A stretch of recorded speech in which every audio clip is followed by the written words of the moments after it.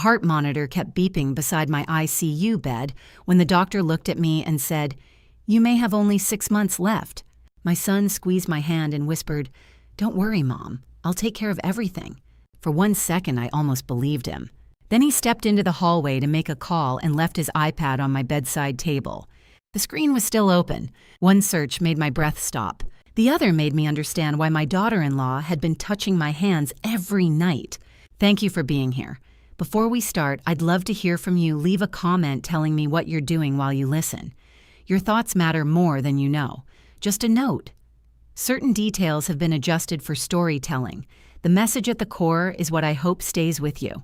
The beeping of the hospital monitor told me I was still alive, but Dr. Mercer's face told me I wouldn't be for long. I opened my eyes to fluorescent lights burning overhead in Denver Memorial Hospital's ICU. An IV line ran into my left arm. The room smelled of disinfectant and something metallic I couldn't place. Dr. Celeste Mercer, a 46-year-old gastroenterologist with sharp eyes and a reputation for not wasting words, pulled a chair close to my hospital bed with the deliberate movement of someone about to deliver news they would rather not. "Mrs. Caldwell." She began, her voice steady but not unkind. "The scans confirm advanced liver failure. We're looking at 6 months, possibly less. I'm sorry." I heard the words, processed them, filed them away in the same mental drawer where I'd been storing all the inexplicable symptoms for the past 8 months, the tremors, the nausea, the bone-deep exhaustion that no amount of rest could cure.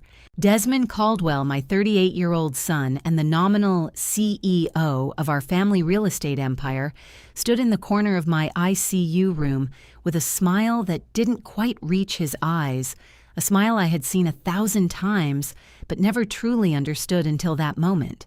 "Thank you, doctor," he said. "I'll make sure Mother has everything she needs." Dr. Mercer nodded, touched my hand briefly, and left. The door closed with a soft click. Desmond stepped closer to the bed. "I should make some calls," he said. "Let people know you're awake." He pulled out his phone, then seemed to think better of it. "Actually, I'll step into the hallway. Better reception." He placed his iPad on the bedside table carelessly, thoughtlessly, and walked out. I waited until his footsteps faded. Then I reached for the tablet. The screen was still lit. 2 browser tabs were open. The first, thallium liver failure timeline progression symptoms. The second, Colorado probate law, sole beneficiary, no contest clause. I read both tabs twice. My hands did not shake. My breathing stayed even.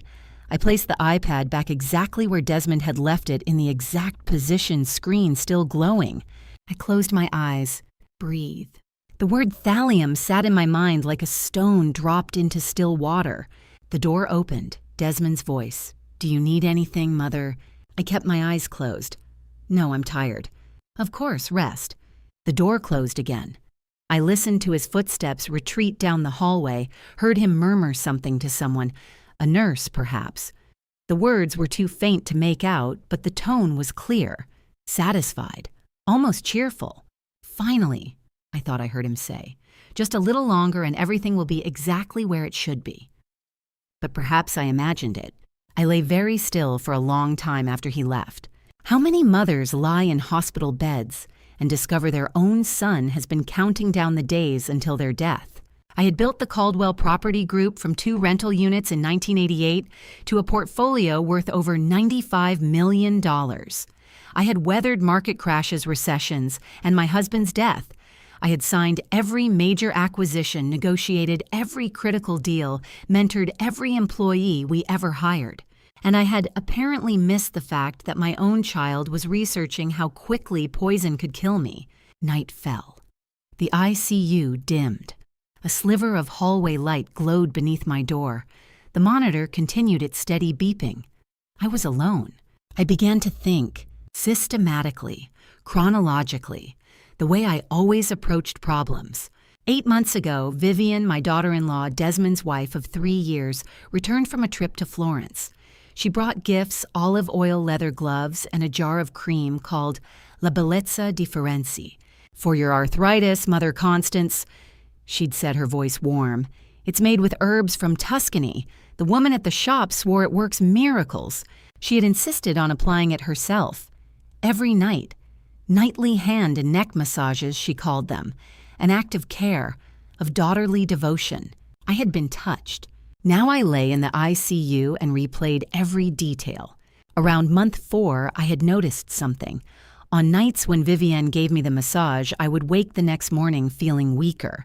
The fatigue would last through breakfast, sometimes into the afternoon.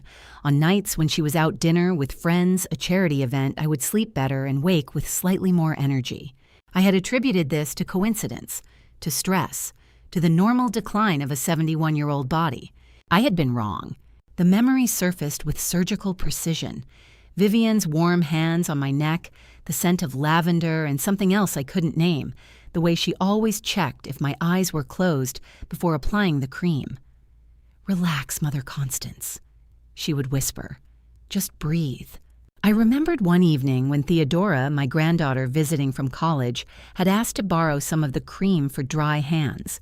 Vivienne's response had been immediate. "Oh, no, sweetheart, this isn't for young skin.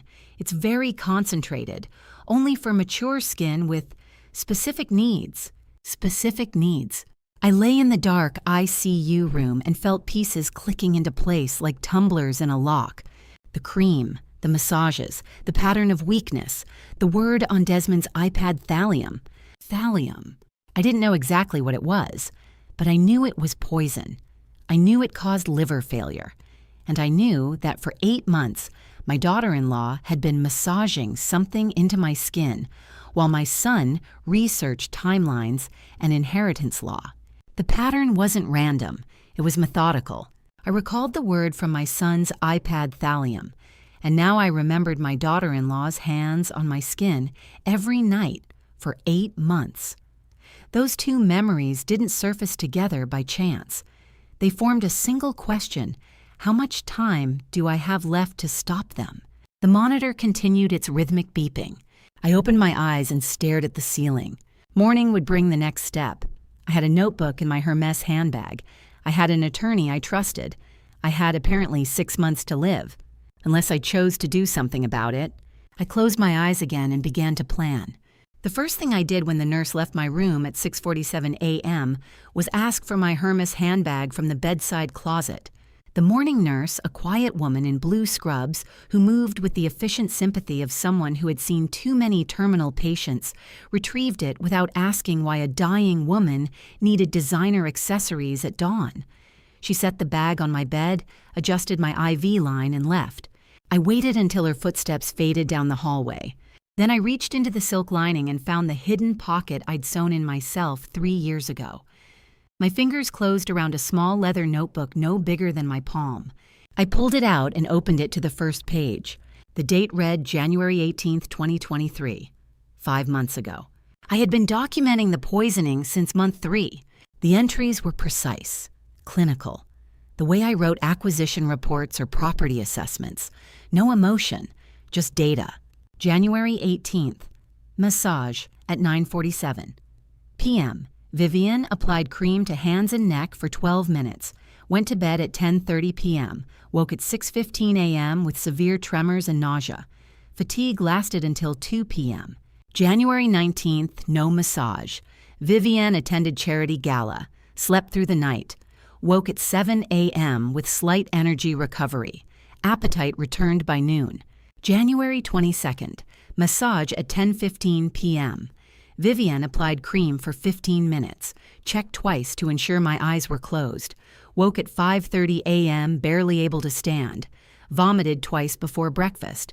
January 23rd, no massage. Vivienne visiting friend in Boulder. Better sleep. Minimal tremors. The pattern continued for 12 weeks. Massage nights followed by severe symptoms. Non-massage nights followed by partial recovery. A perfect correlation. I had noticed it around month 4 but refused to believe what it meant, so I started writing it down, proving it to myself, waiting for the evidence to become undeniable. Now it was. I wasn't imagining it, I whispered to the empty room. I was documenting it. How many dying women keep evidence logs hidden in designer handbags, waiting for the moment when suspicion transforms into certainty? I turned to the back of the notebook. A folded paper was tucked into the pocket I'd created by gluing two end papers together. I pulled it out carefully. The letterhead read Boulder Medical Labs, Private Testing Services. The date was April 27, 2023, 6 weeks ago, 3 weeks before I collapsed and ended up in this ICU bed. I unfolded it and read the text I had memorized weeks ago. Patient number anonymous, -4782, sample type topical cream, unidentified origin. Test requested general composition analysis, result heavy metal trace detected. Inconclusive. Recommend comprehensive toxicology panel for definitive identification. Sample insufficient for full spectrum analysis. I had sent a sample of Vivian's cream to the lab under an anonymous patient number. I had paid cash. I had used a post office box in a town 30 miles from Denver. I had received this result 3 weeks before the ICU admission. I knew something was wrong, but I didn't know what. I didn't have the word for it yet. Now I did. Thallium. The word from Desmond's iPad gave the trace a name. The lab report gave the word evidence. The notebook gave the evidence a timeline. I had been preparing for this moment since January. I just hadn't known what this moment would look like. I folded the lab report and placed it back in the notebook. Then I closed the notebook and held it against my chest for a moment. I sent this 6 weeks ago, I said quietly. I knew. Part of me knew. And part of me had been building a case without realizing it. I reached for the hospital phone on the bedside table. My hand was steady. I dialed a number from memory. 2 rings. Whitaker. Clayton Whitaker. 57 years old and my attorney for 25 years, possessed the rare quality of understanding. When a client needed legal strategy rather than sympathy, and his 3-second pause on the phone told me he recognized this was the former. Clayton, I said, it's Constance. I heard you were in the hospital. His voice was careful. Desmond called yesterday. He said you had liver failure. He's correct. 6 months, possibly less. Another pause. I'm very sorry. Don't be, not yet. I shifted the phone against my ear. I need you at the hospital, not because I'm dying, Clayton, but because I need sufficient evidence before I do. Silence. 3 seconds of it. Long enough for me to know he understood exactly what I was saying.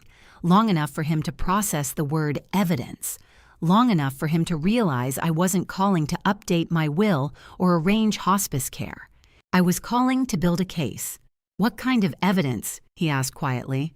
The kind that proves my son has been researching thallium poisoning timelines while my daughter-in-law massages heavy metal-contaminated cream into my skin every night for 8 months. Another beat of silence. I'll be there within the hour, he said. His voice had shifted. No more sympathy, pure focus. Do not speak to anyone before I arrive, not even your son. The emphasis on those last 4 words told me everything I needed to know.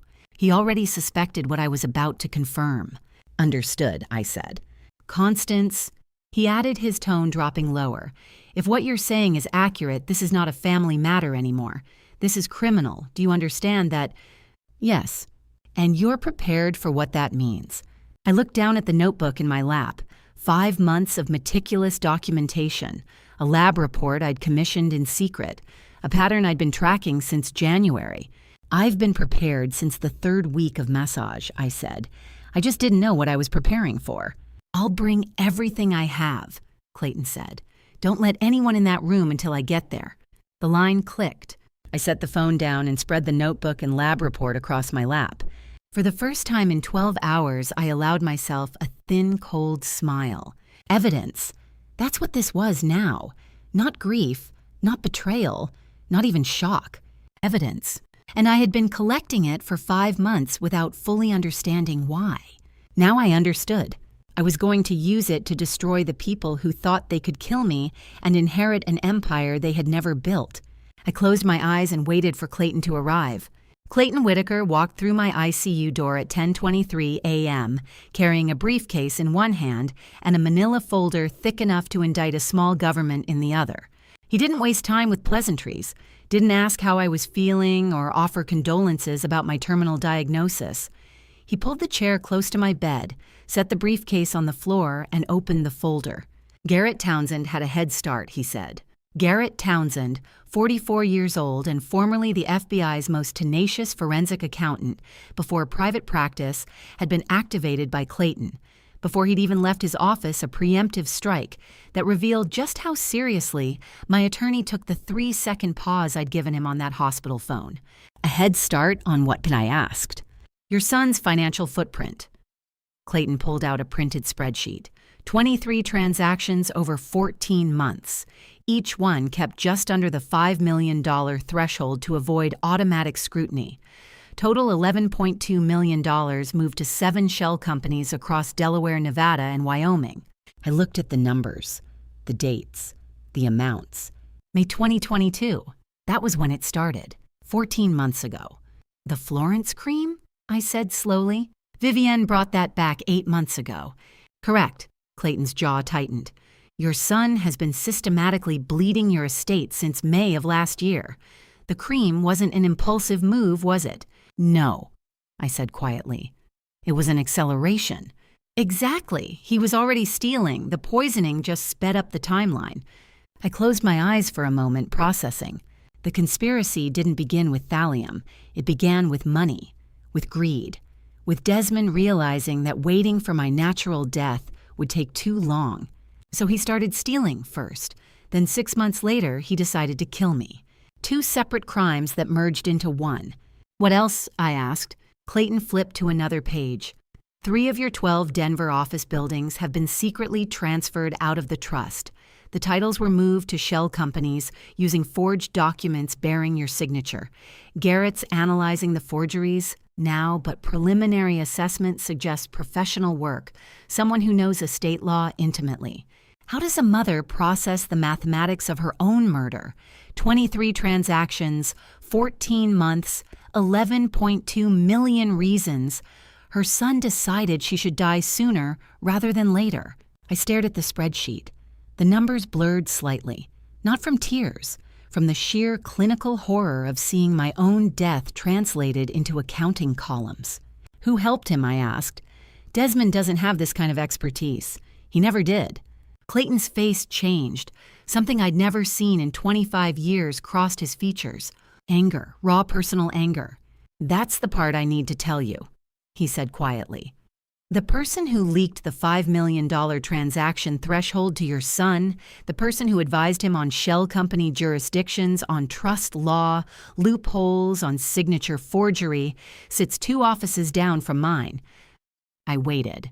Gordon Ballard, Clayton said. 44 years old, partner at my firm for 7 years. Your son's friend since University of Colorado. Gordon Ballard, a 44-year-old partner who'd spent 7 years building trust at Whitaker & Associates, while simultaneously dismantling it from within, had chosen friendship over ethics and would soon discover that loyalty to a poisoner carries its own terminal diagnosis. The room was silent except for the monitor beeping steadily beside my bed. Gordon, I repeated. The one who handled the Williams acquisition for us last year. Yes. He sat at my dining room table. He ate Thanksgiving dinner with my family. Yes. Clayton stood up, paced to the window, stared out at the Denver skyline. I watched Clayton Whitaker, the man who had navigated billion-dollar mergers without breaking composure, stand up and pace my hospital room like a caged animal who just discovered the cage had been unlocked from the inside all along. Gordon didn't do it for money. Clayton said, his voice tight. Garrett traced every financial movement. No payments from Desmond, no deposits to offshore accounts. He did it for friendship, for the promise of a senior position once your son took over the empire. Did he know about the poisoning? I asked. We don't know yet, but he knew about the embezzlement. He facilitated it. He violated every ethical standard we have. Clayton turned from the window to face me. Constance, I'm asking you now, do you need time to process this? Because what comes next moves very fast, and once it starts, there's no pulling back. I looked down at my hands, the IV line, the hospital gown, the monitor tracking what was left of my failing liver. Do you need time? I asked him. He blinked. What? Gordon betrayed you, your firm, your reputation.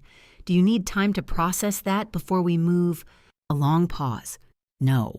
Clayton said finally. I need to catch him." "Then we don't need time," I said. "We need strategy." Clayton pulled out his phone and dialed.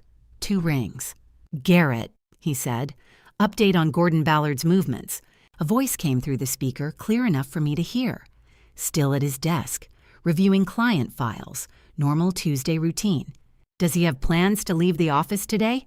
"Not yet. Calendar shows he's blocked until 6 p.m. Clayton's expression shifted, calculation replacing anger. "Good," he said.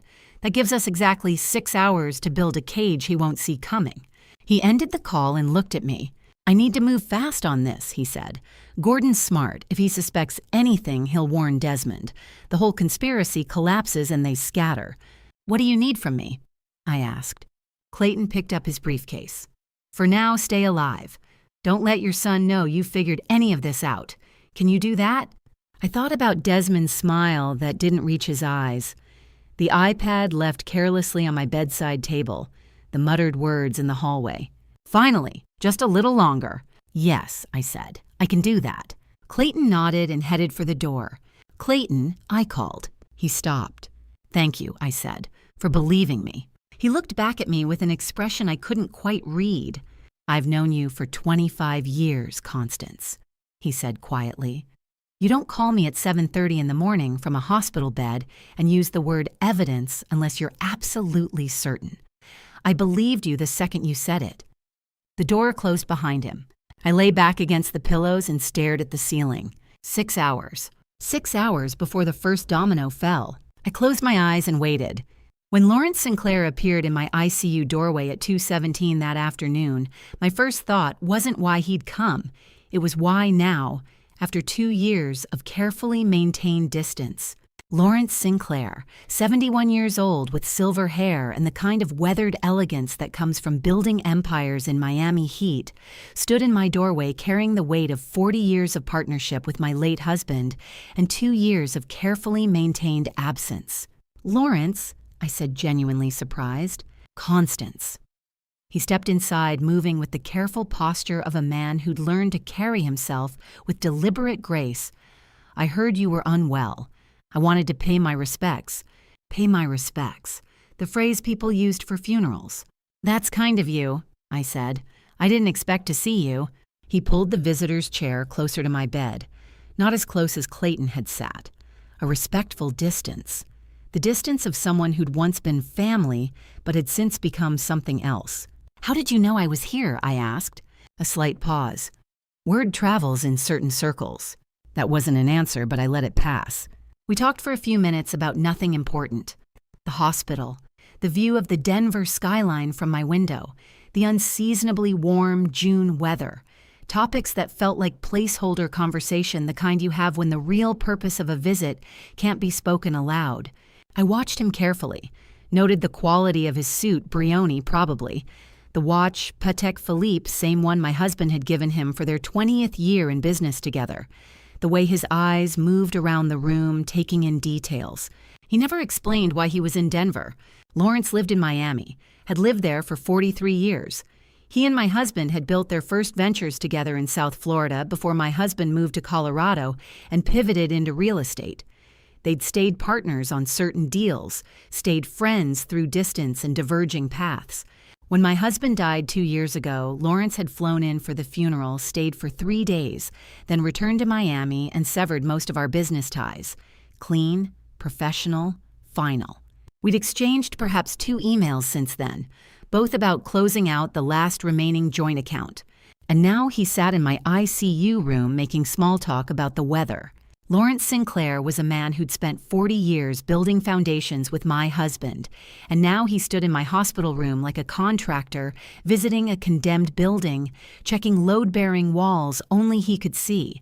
"Your husband and I built a lot together," Lawrence said suddenly, as if reading my thoughts. "Some debts don't expire." "What debt?" I asked. He looked at me for a long moment. Something passed across his face, hesitation perhaps, or calculation. "The kind you can't repay in money," he said finally. The monitor beeped steadily beside my bed.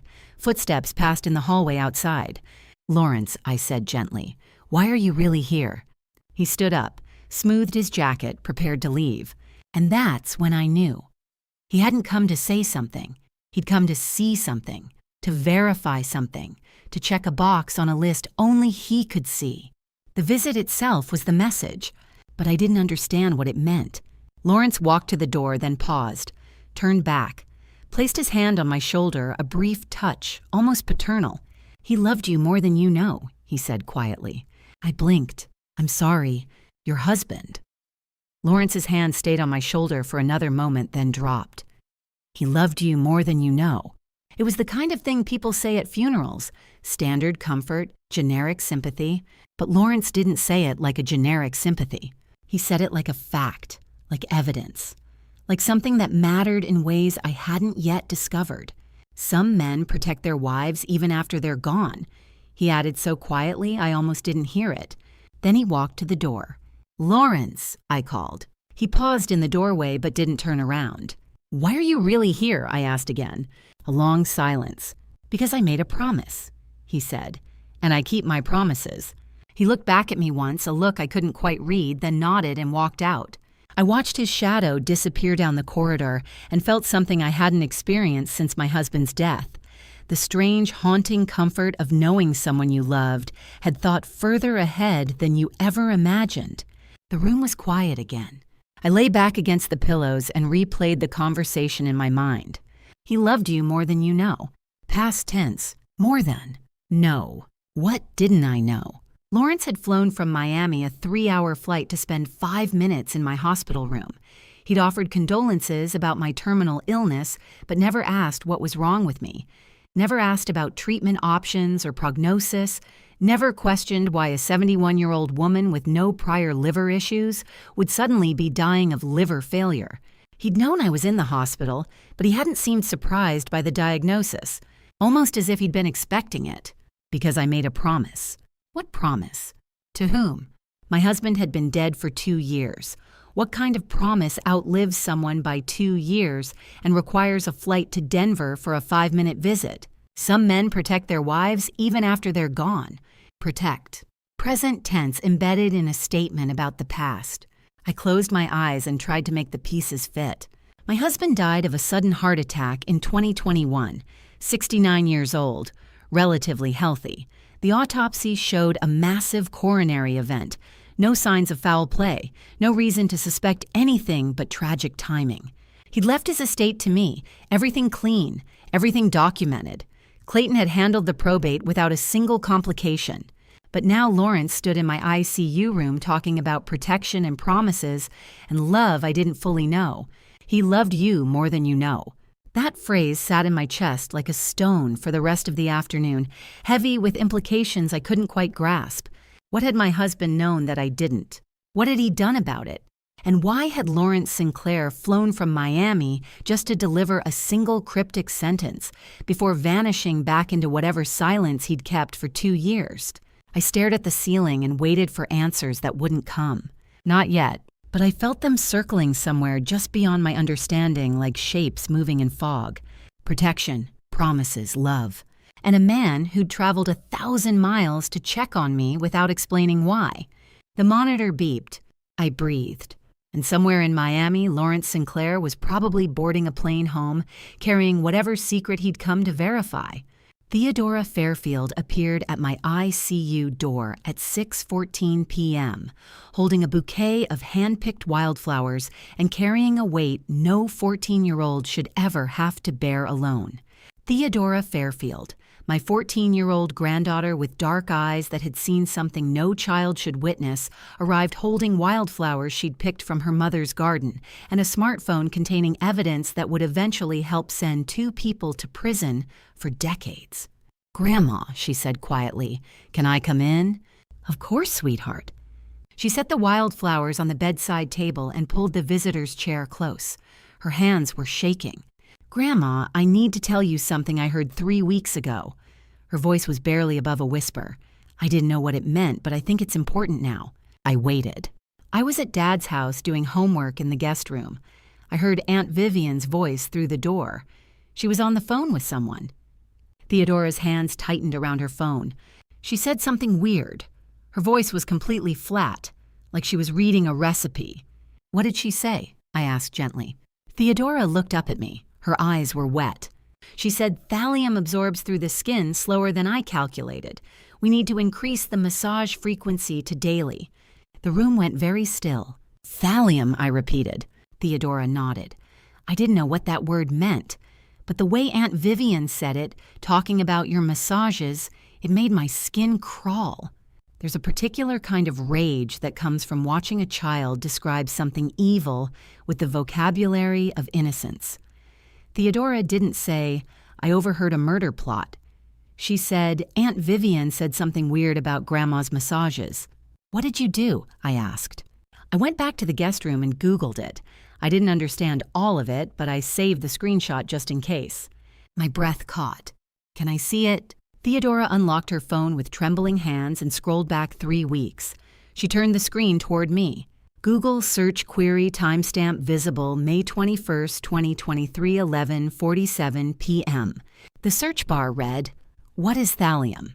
Below it, thallium is a toxic heavy metal. Symptoms of thallium poisoning include nausea, vomiting, hair loss, nerve damage, and liver failure. Historically used in pesticides and rodent poison. Also used in several high-profile murder cases due to its difficulty in detection. I stared at the screen. The word from Desmond's iPad. The word that had been haunting me for 2 days. Now it had a second source. Vivienne's own mouth. Caught by a child's innocent instinct to document something wrong. "Thallium absorbs through the skin slower than I calculated," I said, quietly repeating the phrase. Slower than I calculated. Not slower than we expected. Not slower than he told me. Slower than I calculated. Vivian wasn't following instructions. She wasn't executing someone else's plan. She was the chemist. She was calculating dosages, adjusting timelines, making decisions based on her own analysis of absorption rates. Desmond might have provided the money and motive, but Vivian was the one mixing poison into cream and determining how much would kill me and how fast.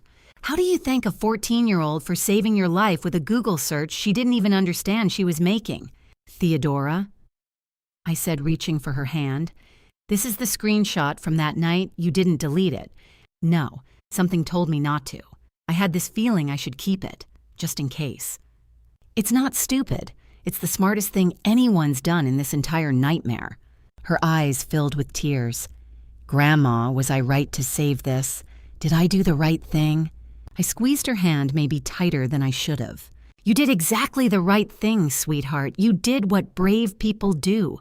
She started crying then, quiet tears running down her face. "I was so scared," she whispered. "I didn't know who to tell.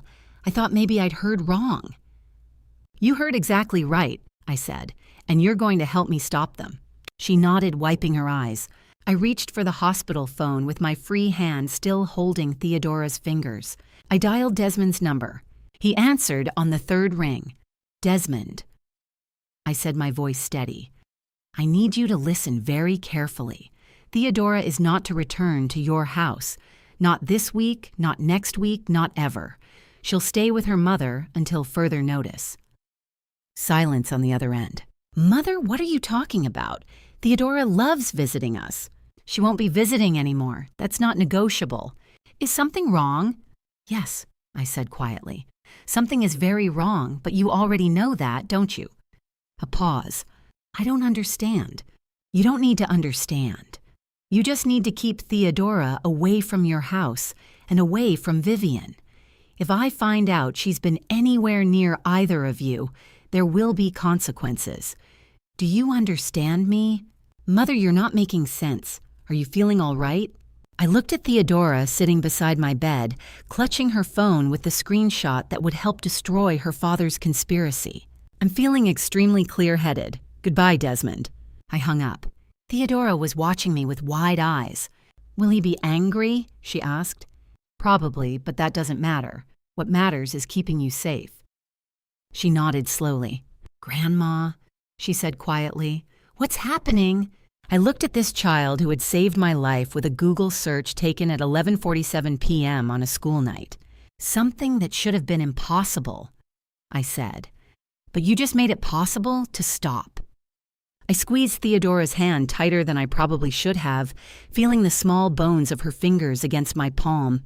"You did exactly the right thing, sweetheart. You did what brave people do." By morning, that screenshot would become the foundation of something much larger. But first, I needed scientific confirmation of what Theodora's innocent Google search had already told me. They wheeled me to Dr. Celeste Mercer's private office at 9 a.m. on day 3, and I knew from the way she stood when I entered shoulders straight, jaw set, that the results waiting on her desk would change everything. Her office was small, quiet. She closed the door and returned to her desk. A thick toxicology report sat in the center pages marked with colored tabs. "Thallium," she said. "Cumulative levels indicating 6 to 8 months of chronic exposure. This is toxic hepatopathy, not natural cirrhosis. I misdiagnosed you for 3 months, Mrs. Caldwell. I was looking for natural causes, not poisoning." I watched her face, saw the professional shame there. "You had no reason to suspect poisoning," I said. "I should have questioned the pattern." She tapped the report. "The progression was too steady, too predictable. I should have ordered a heavy metal screen weeks ago." "But you ordered it now." "Yes, and now we have proof." Dr. Mercer looked at me for a long moment. "Do you have anyone who regularly comes into contact with your skin?" she asked. "Massages, skincare applications." I closed my eyes. 8 months of Vivian's warm hands on my neck. The scent of lavender. The way she always checked if my eyes were closed. I opened them. "Yes, my daughter-in-law." Dr. Mercer set her pen down. "What can I do to help you?" she asked quietly. Not as a doctor asking a patient, as an ally asking how to fight. "Become the strongest medical witness in that courtroom," I said. "That is the only thing I need from you now." She nodded once. "You have my word." The word thallium had been an abstraction for 3 days' letters on an iPad screen, syllables from a child's memory. But sitting in Dr. Mercer's office, staring at cumulative toxicity levels printed in clinical black ink, it became the most concrete thing in my world. They wheeled me back to my ICU room. Clayton was waiting, and with him stood Garrett Townsend, former FBI forensic accountant, current private investigator, the man who'd been building the case against my son for 3 days. He was tall, lean, with the kind of face that gave nothing away. "Mrs. Caldwell," he said, offering his hand. "Garrett Townsend." I shook it. He had a thick folder under his other arm. "I have something to show you," he said. He pulled the visitor's chair close and opened the folder on my bed. Security camera stills, dozens of them, time-stamped, dated. 3 months of surveillance footage from this hospital, Garrett said. "Your son visits every Tuesday and Friday, always brings the same thermos and ceramic mug. Watch the pattern." He laid out 6 stills in chronological order. Desmond entering my room, thermos and mug in hand. Desmond sitting beside my bed, pouring from thermos into mug. Desmond offering me the mug. Desmond leaving, both items empty. Desmond in the hallway, rinsing both items at the water fountain. Desmond exiting, nothing in his hands. "He never lets hospital staff touch them," Garrett said. "Never leaves them in your room? Every visit, same pattern." I stared at the images. My son bringing me tea, being thoughtful, being methodical. "And your daughter-in-law?" Garrett continued laying out another set. "Vivian visits during shift changes when nurses are occupied. She carries a small vial in her purse. Enters your room. 3 minutes later, exits. Vial no longer visible." I felt something cold settle in my stomach. "How long have you been watching?" I asked. "Since Clayton activated me. But the hospital keeps footage for 6 months. I pulled everything." He paused. "But this is the one that turns my stomach," he said quietly. He laid out 3 more stills. Parking garage, level B2. Timestamps from the past 2 months. Desmond's car, another car beside it. 2 men standing between them.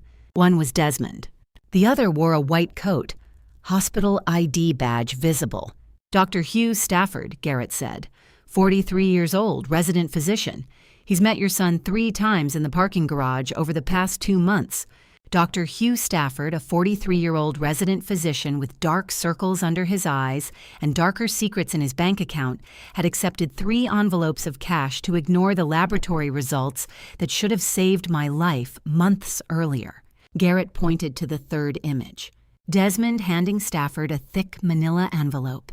Stafford taking it, placing it inside his coat. Both men shaking hands. I cross-referenced Stafford's name with your medical records, Clayton said. He signed off on 4 sets of abnormal lab results over the past 6 months, marked them as within acceptable range for age, instead of flagging them for investigation. A doctor, not my doctor, but a doctor in this building wearing the same white coat, taking the same oath, had looked at my poisoned blood work and decided 30 pieces of silver was worth more than my life. How much, I asked. 3 deposits matching the dates of these meetings, Garrett said. $5,000 each, $15,000 total to look the other way while you died. I closed my eyes, opened them. Who else? I asked. Garrett glanced at Clayton. So far, your son, your daughter-in-law, Gordon Ballard at my firm, and Dr. Stafford, Clayton said. 4 people, I said. 4 confirmed participants, Garrett corrected. There may be more. He closed the surveillance folder and looked at me with the flat, professional expression of a man who'd spent 12 years at the FBI, seeing every variation of human greed. 3 people in active conspiracy, your son, your daughter-in-law, and a licensed physician inside this hospital, he said. This isn't a family dispute anymore, Mrs. Caldwell. This is organized crime. I sat in that ICU bed surrounded by the machines that had been keeping me alive, while one of the hospital's own doctors was paid to look the other way. The scope of what I was fighting had just expanded beyond anything I'd imagined. 4 people, $15,000, 8 months of systematic poisoning enabled by institutional betrayal. What's next? I asked. Clayton and Garrett exchanged a look. We build the case, Clayton said, and we make it airtight. I nodded. Then build it, I said, because I want every single one of them in prison. Clayton Whitaker walked into my ICU room at 7:43 a.m. on day 4, carrying his laptop and an expression that told me we'd crossed from organized crime into something even more personal, the systematic legal erasure of my identity. He opened the laptop on my bedside table and turned the screen toward me. Denver Probate Court Online Registry, he said. Draft will being prepared for filing under your name. Look at the signature. I looked. My signature. The distinctive loop on the C. The slight leftward slant I'd developed after breaking my wrist in 1997. The trailing final letters. Perfect. Except I'd never signed this document. When was this dated? I asked. January 2023, 5 months ago. 5 months ago, I'd been in perfect health. No symptoms yet. The poisoning hadn't even started. They were already building the backup plan, I said. Clayton nodded. They're not just planning for your death anymore. They're planning for your incapacity. He scrolled through the document. In the event that Constance Hayes Caldwell is deemed to lack mental capacity to manage her estate, operational control shall transfer immediately to Desmond Caldwell without requirement of probate proceedings. I stopped breathing. Dual pathways, I said. Yes, if the thallium kills you, Desmond inherits. If it doesn't kill you but leaves you incapacitated, he files a guardianship petition citing this document, and a judge grants him control while you're still breathing. Whether I died from thallium or was declared mentally incompetent, the result was identical. Desmond wins complete control. The conspiracy had 2 endgames, and both led to the same place. Look at this signature, Clayton said, zooming in. It's almost perfect. Someone studied how you sign for months. I stared at the microscopic details, the pressure points, the rhythm. I sent it to Marcus Vega in Las Vegas, Clayton said. Marcus Vega, a Las Vegas forgery expert I had used for commercial document verification over 15 years, had flagged the signature within minutes of seeing it, his professional eye catching the microscopic hesitation marks that distinguished even sophisticated forgeries from authentic signatures. He confirmed it's a fake, Clayton said, but one of the best he's ever seen. Whoever did this had access to multiple examples of your signature and practiced extensively. A signature isn't just ink on paper. It's the distilled essence of who you are in legal terms, and staring at that forged version of my name felt like watching someone wear a mask of my face while claiming to be me. Gordon Ballard, I said. Most likely, he had access to every document you've signed through our firm for 7 years. How did you find this? Garrett has a contact in the probate court clerk's office. They monitor draft filings for high-value estates. This was flagged 3 days ago as pending submission. It hasn't been officially filed yet, but it was queued. Queued for when? Next Monday, 4 days from now. I looked at the forged will again. Under this document, Desmond would control everything.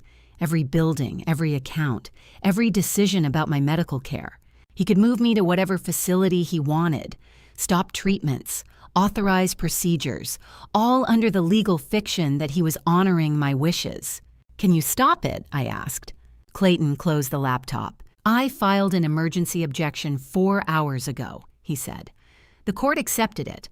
All proceedings are stayed indefinitely pending authentication hearing. I stared at him. 4 hours ago, you filed it before showing this to me. I wasn't going to let you wake up to find out your son had already succeeded in legally erasing you, Clayton said quietly. So I blocked every avenue first, then I came to tell you about it. I felt something loosen in my chest, recognition that I'd chosen the right attorney 25 years ago. Thank you, I said. He nodded. How many other documents might be fake? I asked. Clayton's expression darkened. We're auditing everything Gordon Ballard had access to. Every contract, every deed, every signature page from the past 7 years. How long will that take? Garrett's team is working around the clock. Preliminary results within 48 hours. I closed my eyes, opened them. What does it mean when your own child doesn't just want you dead, but has built an entire alternate legal reality, where you're still alive but no longer yourself? A breathing body with someone else's name on all the documents that matter. Clayton, I said quietly.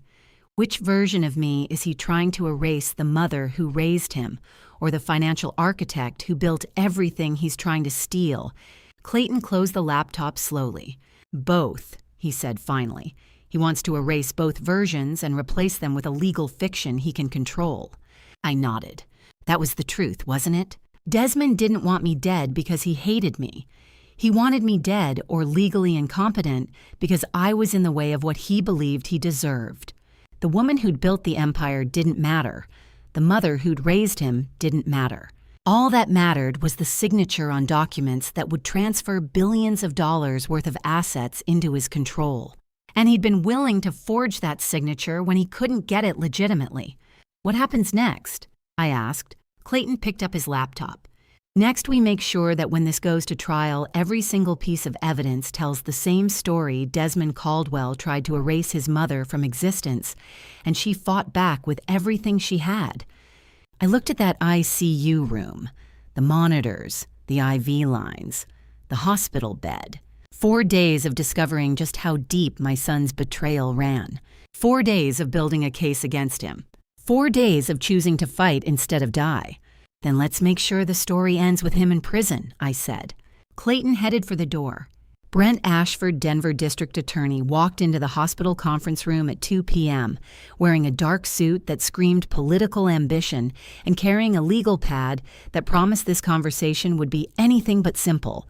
Brent Ashford, 52 years old and Denver's most politically ambitious district attorney, walked into that conference room with the transparency of a man who knew exactly what he wanted: a landmark case to launch his run for Colorado Attorney General, and the intelligence to recognize when his star witness was negotiating from a position of strength despite lying in a hospital bed. Clayton had arranged for me to be wheeled to a small conference room on the 3rd floor. Simple table, 4 chairs, afternoon sunlight filtering through horizontal blinds. I'd brought my own thermos of tea, real tea I'd brewed myself in a kettle Clayton had purchased that morning from a store 20 miles away. Touched by no one else. A deliberate visual statement. Brent sat across from me, set down his legal pad, looked me in the eye. Mrs. Caldwell, he said, I'll be direct. This will be the largest elder abuse case in Colorado this year, maybe the decade. I need you as a public witness." "You want to use me," I said. He didn't flinch. "Yes." I poured tea into my cup, watched the steam rise. "I appreciate the honesty," I said, "but we need an agreement." "What kind of agreement?" I set down the thermos carefully. "I have 3 offshore trust structures in the Cayman Islands. Total value $58 million. They're entirely legal, properly declared, and none of your business. They will never be mentioned in public hearings or press conferences. That is my condition for testimony." Brent's jaw tightened slightly. "Those trusts might be relevant to establishing asset motive," he said. "They're not," Clayton interjected. "The domestic estate alone provides more than sufficient motive. The offshore structures are estate planning, not criminal evidence." Brent looked at me, then at Clayton, then back at me. I watched him calculate. He needed my testimony more than I needed him. A living victim, a sympathetic witness, a 71-year-old woman poisoned by her own son. Without me, he had a strong case. With me, he had a career-defining case. "Agreed," he said finally. "The Cayman trusts stay sealed." Watching me negotiate terms with a district attorney while pouring tea from my own thermos in a hospital conference room was like witnessing a master class in maintaining control when every external circumstance suggested I should have none. I extended my hand across the table. He shook it. "You drive a hard bargain for someone in a hospital bed," he said. I smiled. "I have never stopped driving Mr. Ashford." Something flickered across his face. Respect, perhaps. Or recognition that he'd just negotiated with someone who understood power better than most people he'd face in his political career. "We start building the prosecution immediately," Brent said, pulling out his legal pad. "I'll need your full cooperation for depositions, witness prep, and—" His phone buzzed. He glanced at it, frowned. "Excuse me," he said, standing. "I need to take this." He stepped into the hallway. Clayton leaned toward me. That went well. "He's transparent," I said. "I can work with transparent." "The Cayman trusts were never going to be an issue," I said. "He just needed to feel like he negotiated something. I gave him the win that didn't cost me anything." Clayton smiled slightly. 25 years, and you still surprise me." Brent returned 5 minutes later. "We need to continue this tomorrow," he said. "Something just came up that changes the evidence landscape significantly." "What happened?" Clayton asked. Brent's expression was carefully neutral. "Your investigator Garrett Townsend just interviewed someone at this hospital who's been documenting the conspiracy since month 2. I need to review what she gave him before we proceed." He left. I looked at Clayton. "Who?" "I don't know," he said. "But Garrett's working the pharmacy angle. Let me call him." The call came at 7:15 p.m. I was back in my ICU room. Clayton had gone home. I was alone with the monitors and the evening shift nurse who checked on me every 30 minutes. My phone rang. Garrett Townsend. "Mrs. Caldwell," he said. His voice carried an emotion I'd never heard from the former FBI agent, genuine astonishment. "We have far more than I thought we had this morning." "Tell me," I said. Garrett had gone to the hospital pharmaceutical wing that evening with a special visitor pass. He'd planned to interview Leora Holbrook, a 29-year-old pharmacy technician whose name appeared on several of my falsified medical records. Leora Holbrook, a 29-year-old pharmacy technician with trembling hands and a laptop full of meticulously documented evidence, had spent 8 months living in terror of Desmond Caldwell's threats, while simultaneously building the most comprehensive insurance policy any blackmail victim had ever created. 217 photographs and 43 audio recordings that would transform her from accomplice to star witness. Garrett had been prepared to apply pressure, threaten consequences for falsifying medical records, offer immunity in exchange for cooperation. Before he could speak, Leora had opened her laptop. "I've been waiting for someone to find me," she'd said. She pulled up a cloud folder. 217 photographs. Every forged cognitive decline notation she'd been forced to plant in my charts. Each photo timestamped and geotagged. 43 audio files. Every phone call Desmond made directing her. His voice captured, giving specific instructions about what to write, when to write it, how to make it look organic. She'd been recording him since month 2 of the conspiracy. "Why?" Garrett had asked. Leora's answer had chilled the room. "I'm not brilliant," she'd said. "I just knew that if everything blew up, he'd claim this was all my idea." Leora Holbrook wasn't a victim who got caught and flipped. She was a terrified woman who'd spent 8 months building her own insurance policy, one screenshot at a time, and now that policy was worth more than any lawyer could have negotiated. Fear didn't make her foolish. It made her meticulous. "How much of it is usable?" I asked Garrett. "All of it," he said. "Colorado is a one-party consent state for recording. She's the party. Everything's legal. Everything's admissible." I closed my eyes, opened them. "Garrett," I said quietly, "thank you for finding her." "I didn't find her, Mrs. Caldwell," he said. "She's been waiting for us since February. We just finally showed up." I set down my tea, my own tea brewed by my own hands, and asked him to tell me everything about the pharmacy technician who just handed us enough evidence to bury my son in his own recorded voice.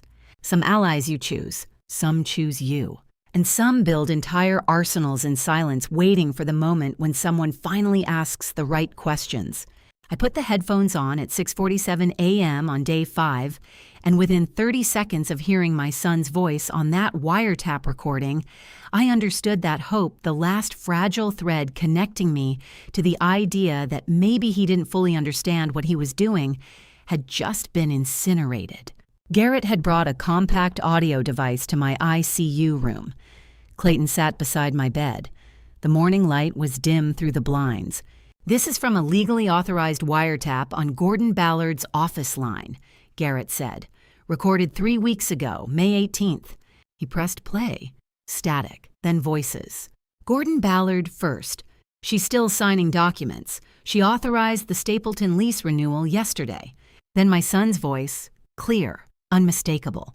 "She can still sign her name. That means she's lucid enough to testify.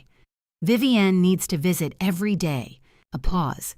"Gordon, if she dies, they'll perform an autopsy." Desmond's response came with the casual tone of someone checking restaurant hours. "The compound isn't part of the standard autopsy panel. I made sure of that." I stopped breathing. The word thoroughly, he hadn't stumbled into this. He hadn't been manipulated by Vivienne. He hadn't made an impulsive decision in a moment of greed. He had researched, planned, calculated. He knew exactly what he was doing, and he'd done the homework to make sure he'd get away with it.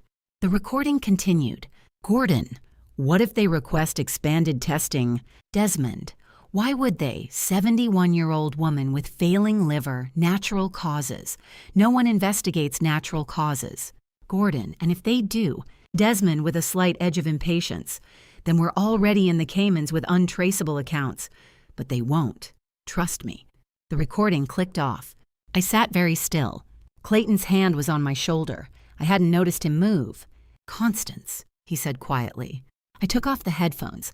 "There's a particular kind of death that happens when you hear your own child's voice explaining in technical detail why your corpse won't reveal how he killed you.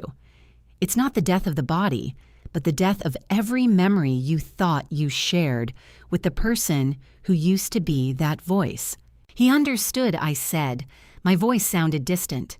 He knew. He chose. "Yes," Clayton said. I looked at Garrett. "What else?" "We have 6 more recordings," Garrett said. "All similar, all admissible, all legally obtained." "And tonight?" I asked. Garrett's expression shifted. "Tonight we spring the final trap." Evening came. Garrett had installed a hidden camera in my ICU room that afternoon. Tiny lens concealed behind equipment in the corner. Hospital administration had authorized it under court order. Brent Ashford had signed off personally. I lay in bed, waited. At 7:30 p.m., Vivienne entered. She carried the La Bellezza Differenza jar. Her smile was warm, perfect, calibrated. "Mother Constance," she said softly, "you need rest. Let me help." I closed my eyes, slowed my breathing, made myself completely still. I heard her footsteps approach the bed, felt her presence beside me. Then the crucial moment Garrett had told me to wait for, I felt her lean close to my face. She was checking, watching for eye movement beneath my lids, listening to my breathing pattern, confirming I was asleep before proceeding. That single action would prove everything. Satisfied, she moved away slightly. I heard the jar lid twist open. the faint scent of lavender. Then her hands on mine, warm, gentle, massaging the cream into my skin with practiced motions, up my wrists, along my forearms, back down to my palms. She worked in silence for 3 minutes. Then she moved to my neck, applied more cream. Her fingers moved with the confidence of someone who'd done this hundreds of times. I kept my breathing even, my face relaxed, playing the role of a sleeping woman being cared for by her loving daughter-in-law. Watching Vivian's hands move across my skin through that hidden camera lens later felt like watching a surgeon perform an operation in reverse, not healing, but methodically dismantling each gentle motion, calibrated to destroy rather than repair. Finally, she stopped. I heard the jar lid twist back on, felt her lean close again, checking one more time that I was still asleep. Then her footsteps retreating, the door opening, closing with a soft click. I lay still for another 30 seconds, then opened my eyes. Garrett stepped out from behind the equipment. "We got it," he said quietly. "Everything." He moved to the bedside table and carefully picked up the cream jar with gloved hands, placed it in an evidence bag. "Lab analysis," I asked. "Rush order, 3 hours." I nodded. Garrett looked at me with something close to awe. "You just let her poison you, knowing what it was, knowing what it would do." "I needed proof," I said. "Now we have it." The lab results came back at 10:47 p.m. Garrett showed me the report on his tablet. Thallium detected, concentration critical range, lethal dosage over prolonged exposure. "You wouldn't have survived another month," Garrett said flatly. "Not at this level." I looked at the number, 340 milligrams per kilogram. That's what my life was worth to Vivian. A chemical formula, a calculated dosage, a timeline measured in skin absorption rates. The camera captured everything I asked. "Everything," Garrett confirmed, "including the moment she checked if you were asleep before applying the cream. That action alone proves conscious awareness of criminal intent." I nodded slowly. Physical evidence, chemical proof, video documentation, wiretap recordings. We had built an irrefutable case. When the door clicked shut behind Vivian, I thought about all the people who had quietly helped build this case without knowing the full picture. The 14-year-old, the pharmacy technician, the attorney who believed me before I'd finished speaking. None of us had built this alone. "What happens now?" I asked Garrett. He closed his tablet. "Now we turn everything over to Brent Ashford, and we watch your son's world collapse." I looked down at my hands. The cream was still there, absorbing into my skin. 340 milligrams per kilogram. But this time I knew exactly what it was. And this time it was worth it. The FBI walked into my ICU room at 8:15 a.m. on day 6, and I knew before Special Agent Rachel Winters introduced herself that the scope of what my son had done was about to expand beyond anything even Garrett Townsend had uncovered. FBI Special Agent Rachel Winters, mid-40s with 15 years of white-collar crime prosecution experience at the Denver field office, walked into my hospital room carrying a forensic accountant's report that would transform my son's crime from a state prosecution into a federal case with the full machinery of the Department of Justice behind it. Clayton and Garrett were with her. All three wore the expression of people delivering news that would fundamentally change the trajectory of everything. "Mrs. Caldwell." Agent Winters said, pulling a chair close to my bed, "I'm with the FBI's Financial Crimes Division. We've been reviewing the forensic accounting work Mr. Townsend compiled." She opened a folder, set it on my bedside table. The initial investigation identified $11.2 million in embezzled funds moved through shell companies, she said. "That remains accurate, but it's not the complete picture." I waited. "Your son also illegally transferred 3 of your Denver office buildings," Agent Winters continued. "The Larimer Street property, the Cherry Creek Professional Complex, and the Park Avenue Tower. Total combined value $8.5 million. I felt something cold settle in my stomach. Those buildings. I knew every floor, every lease, every tenant. Transferred how I asked. Forged documents bearing your signature, backdated to appear as legitimate sales to Delaware shell companies. The transfers were then used as collateral for loans your son took out in the shell company's names. Garrett spoke up. We found the loan documents yesterday.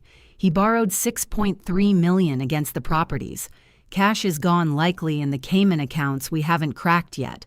$19.7 million. The number sat in my mind like a physical weight, each digit representing not just money, but a specific property.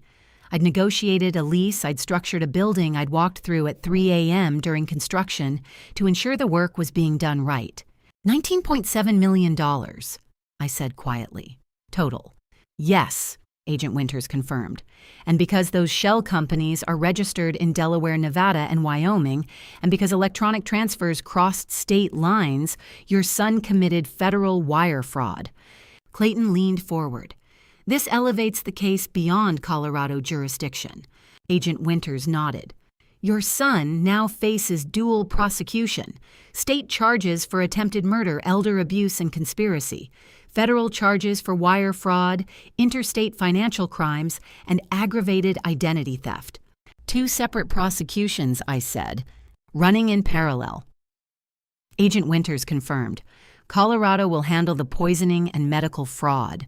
The Department of Justice will handle the financial crimes. He can't plea bargain his way out of both. I looked at the folder, the breakdown of properties, the shell company names, the transfer dates, the Larimer Street property. I'd bought that in 1994, first major acquisition after my husband and I expanded from residential into commercial real estate. The Cherry Creek complex, 2001, the year my husband died. I'd closed that deal while planning his funeral. The Park Avenue Tower, 2008, middle of the financial crisis. Everyone said I was insane to buy. I'd proven them wrong within 18 months. I built every single one of those properties, I said. My voice was quiet but carried steel. I know every floor, every lease, every tenant.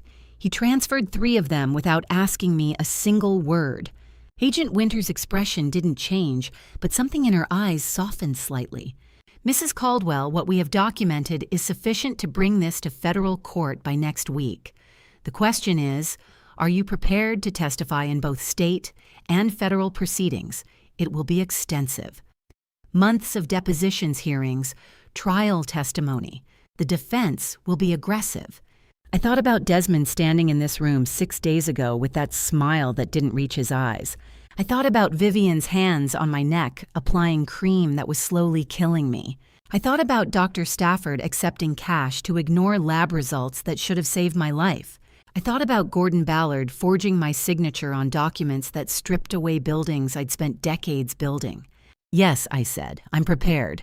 Watching the FBI enter a case is like watching a battleship pull into harbor next to a fleet of fishing boats. The fishing boats are competent, necessary, effective. But the battleship changes the entire tactical landscape simply by existing in the same water. Agent Winters pulled out another document.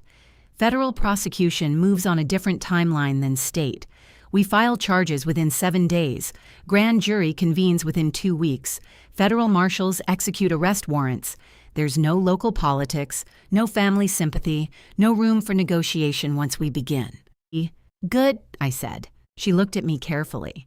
Your son will face the full weight of the Department of Justice. Federal sentencing guidelines are rigid. If convicted on all charges, he's looking at 20 to 30 years minimum in federal prison. That's separate from whatever Colorado sentences him to for the attempted murder. I met her gaze steadily. He researched autopsy protocols to make sure my corpse wouldn't reveal how he killed me, I said. He transferred buildings my husband and I built together. He forged my signature. He poisoned me for 8 months while discussing it on the phone like a business transaction. I paused. So yes, Agent Winters, I want the full weight of the Department of Justice. I want federal prosecution. I want every single charge you can file. Agent Winters closed her folder and looked at me with the flat professional assessment of someone who'd spent 15 years building federal cases against people who thought they were too smart to get caught. Mrs. Caldwell, federal prosecution moves differently than state. Once we file, there's no negotiation, no local politics, no room for family sympathy. Your son will face the full weight of the Department of Justice. I thought about Desmond's voice on that wiretap, casual, confident, explaining why thallium wouldn't show up in standard autopsy testing. Good, I said. Then let's do it. When Garrett Townsend walked into my ICU room at 2:30 p.m. carrying a background check folder, thick enough to indict someone twice over, I knew the woman I'd called my daughter-in-law for 4 years was about to become a stranger. Clayton was already there. Garrett set the folder on my bedside table and opened it without preamble. Her real name is Sienna Redmond, he said, placing a Georgia driver's license in front of me. Age 35, born in Augusta. She legally changed her name to Vivian Hayes in 2016. The photo was unmistakably her, same face, but darker hair, harder eyes, and a name I'd never heard spoken in my house. She has a criminal record, Garrett continued. 2014 conviction in Fulton County insurance fraud. She befriended an elderly man, convinced him to name her as beneficiary, then filed a false claim after his natural death. Served 18 months. I felt something cold settle in my chest. That's not the worst part, he said quietly. He pulled out a second document, an Atlanta PD case file. 2013. Sienna befriended a 72-year-old widow named Eleanor Hartwick, moved in as a companion, brought expensive skincare products as gifts, established a nightly massage routine. I stopped breathing. Eleanor began experiencing symptoms around month 5, nausea, tremors, fatigue. Her doctors couldn't identify the cause. Then Eleanor's daughter insisted she move to Fort Lauderdale. Within 3 weeks of leaving Atlanta, every symptom resolved completely. He paused. Eleanor is still alive, living in Boca Raton.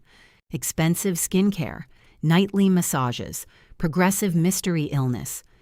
I looked at the documents and felt the patterns settle into my bones like ice. I'm not her first target, I said. You're the second attempt using the identical playbook, Garrett confirmed. Clayton leaned forward. She didn't stumble into your son's life. She bought a ticket specifically to that charity gala because Desmond was listed as a sponsor. She researched your family, calculated the inheritance potential, and approached him with surgical precision. Does Desmond know? I asked quietly. Nothing, Garrett said. He believes she's Vivian Hayes from Charleston. Wealthy family, clean background. He has no idea about Eleanor Hartwick. No idea about any of it. He thinks he's using her, I said slowly. He thinks he's the predator, Garrett confirmed. He has no idea she selected him, studied him, and positioned him exactly where she needed him to be. I stared at Sienna's mugshot. Same smile I'd seen at Thanksgiving dinners. Same warm hands that had massaged poison into my skin every night for 8 months. She's the architect, Clayton said. Your son is a weapon I've finished. She built him into one. That doesn't excuse him, I added immediately. He chose this. He made every decision with full knowledge of what he was doing. He's guilty of everything we're charging him with. I closed the folder. But somewhere in all of this, I said quietly, there's a woman in Boca Raton who survived because her daughter moved her to Florida before the damage became irreversible. And I'm still alive because Garrett dug deep enough to find her. I looked at both men. Sienna Redmond is the monster. Desmond is just the monster's most useful tool. Clayton Whitaker arrived at my ICU room at 6:30 p.m. that evening, carrying a leather portfolio and wearing the expression of someone about to discuss paperwork he'd been preparing for weeks, completely unaware that the documents in his hands had been obsolete for 6 months. Constance, he said, pulling the visitor's chair close. I know this isn't pleasant timing, but given the circumstances, we should discuss executing your will, making sure the transition is properly documented before... He stopped himself. Before what? I asked gently.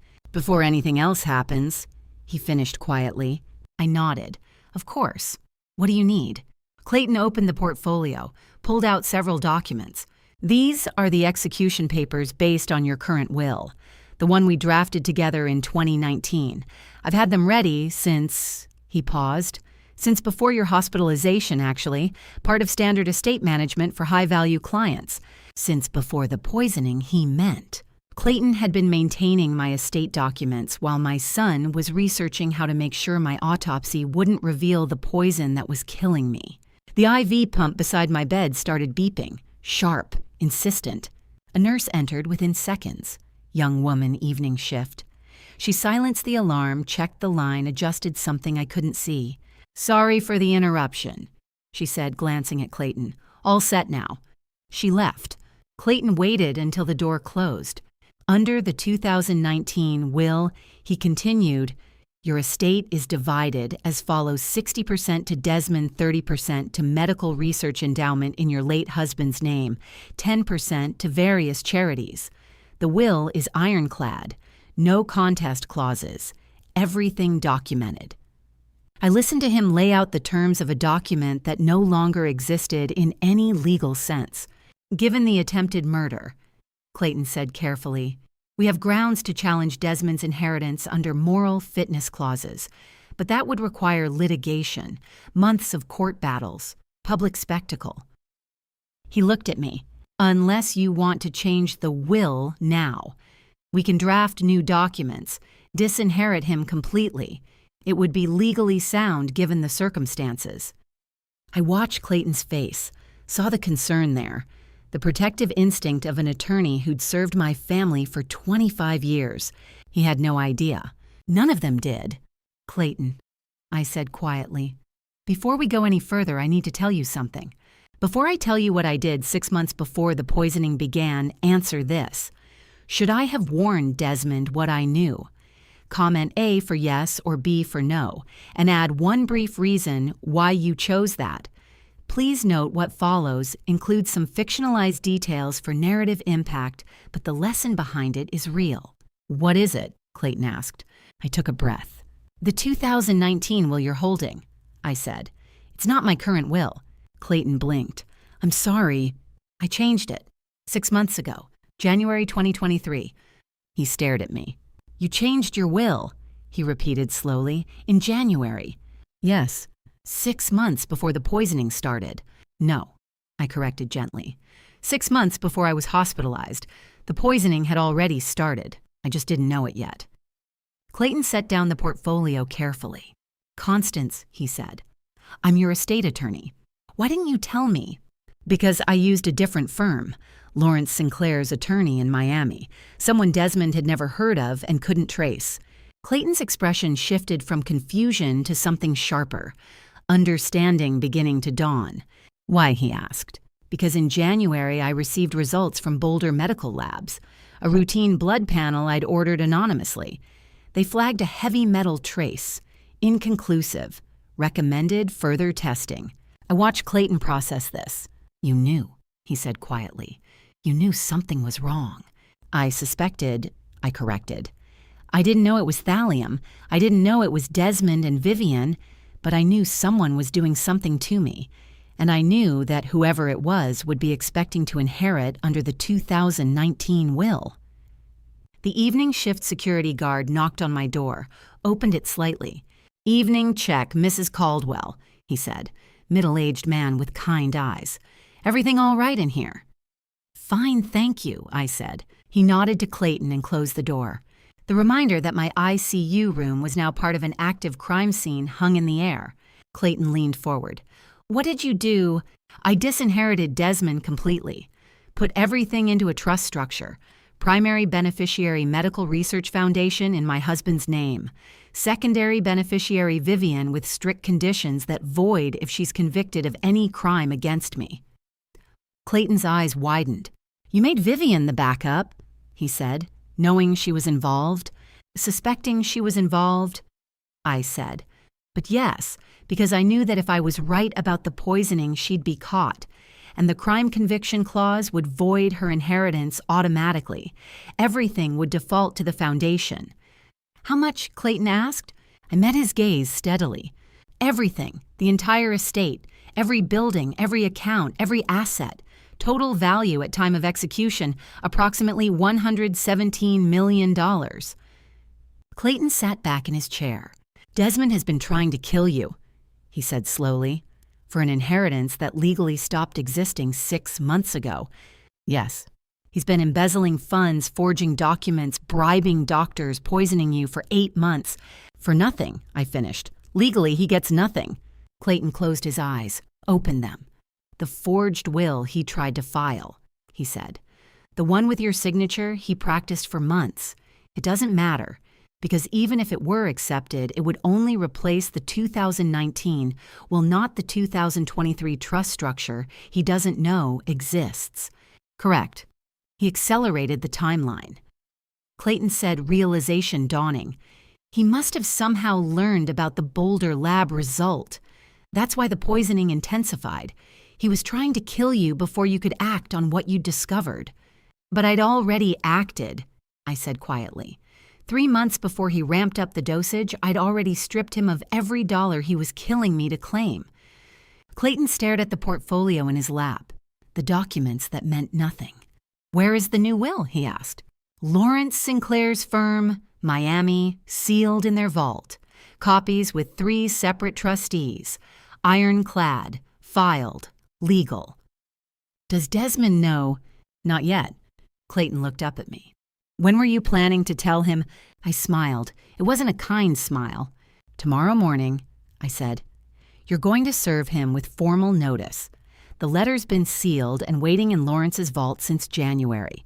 By noon tomorrow, my son will know that he's committed attempted murder, embezzlement, forgery, and bribery, all for an inheritance that was legally stripped from him half a year before he ever increased the poison dosage.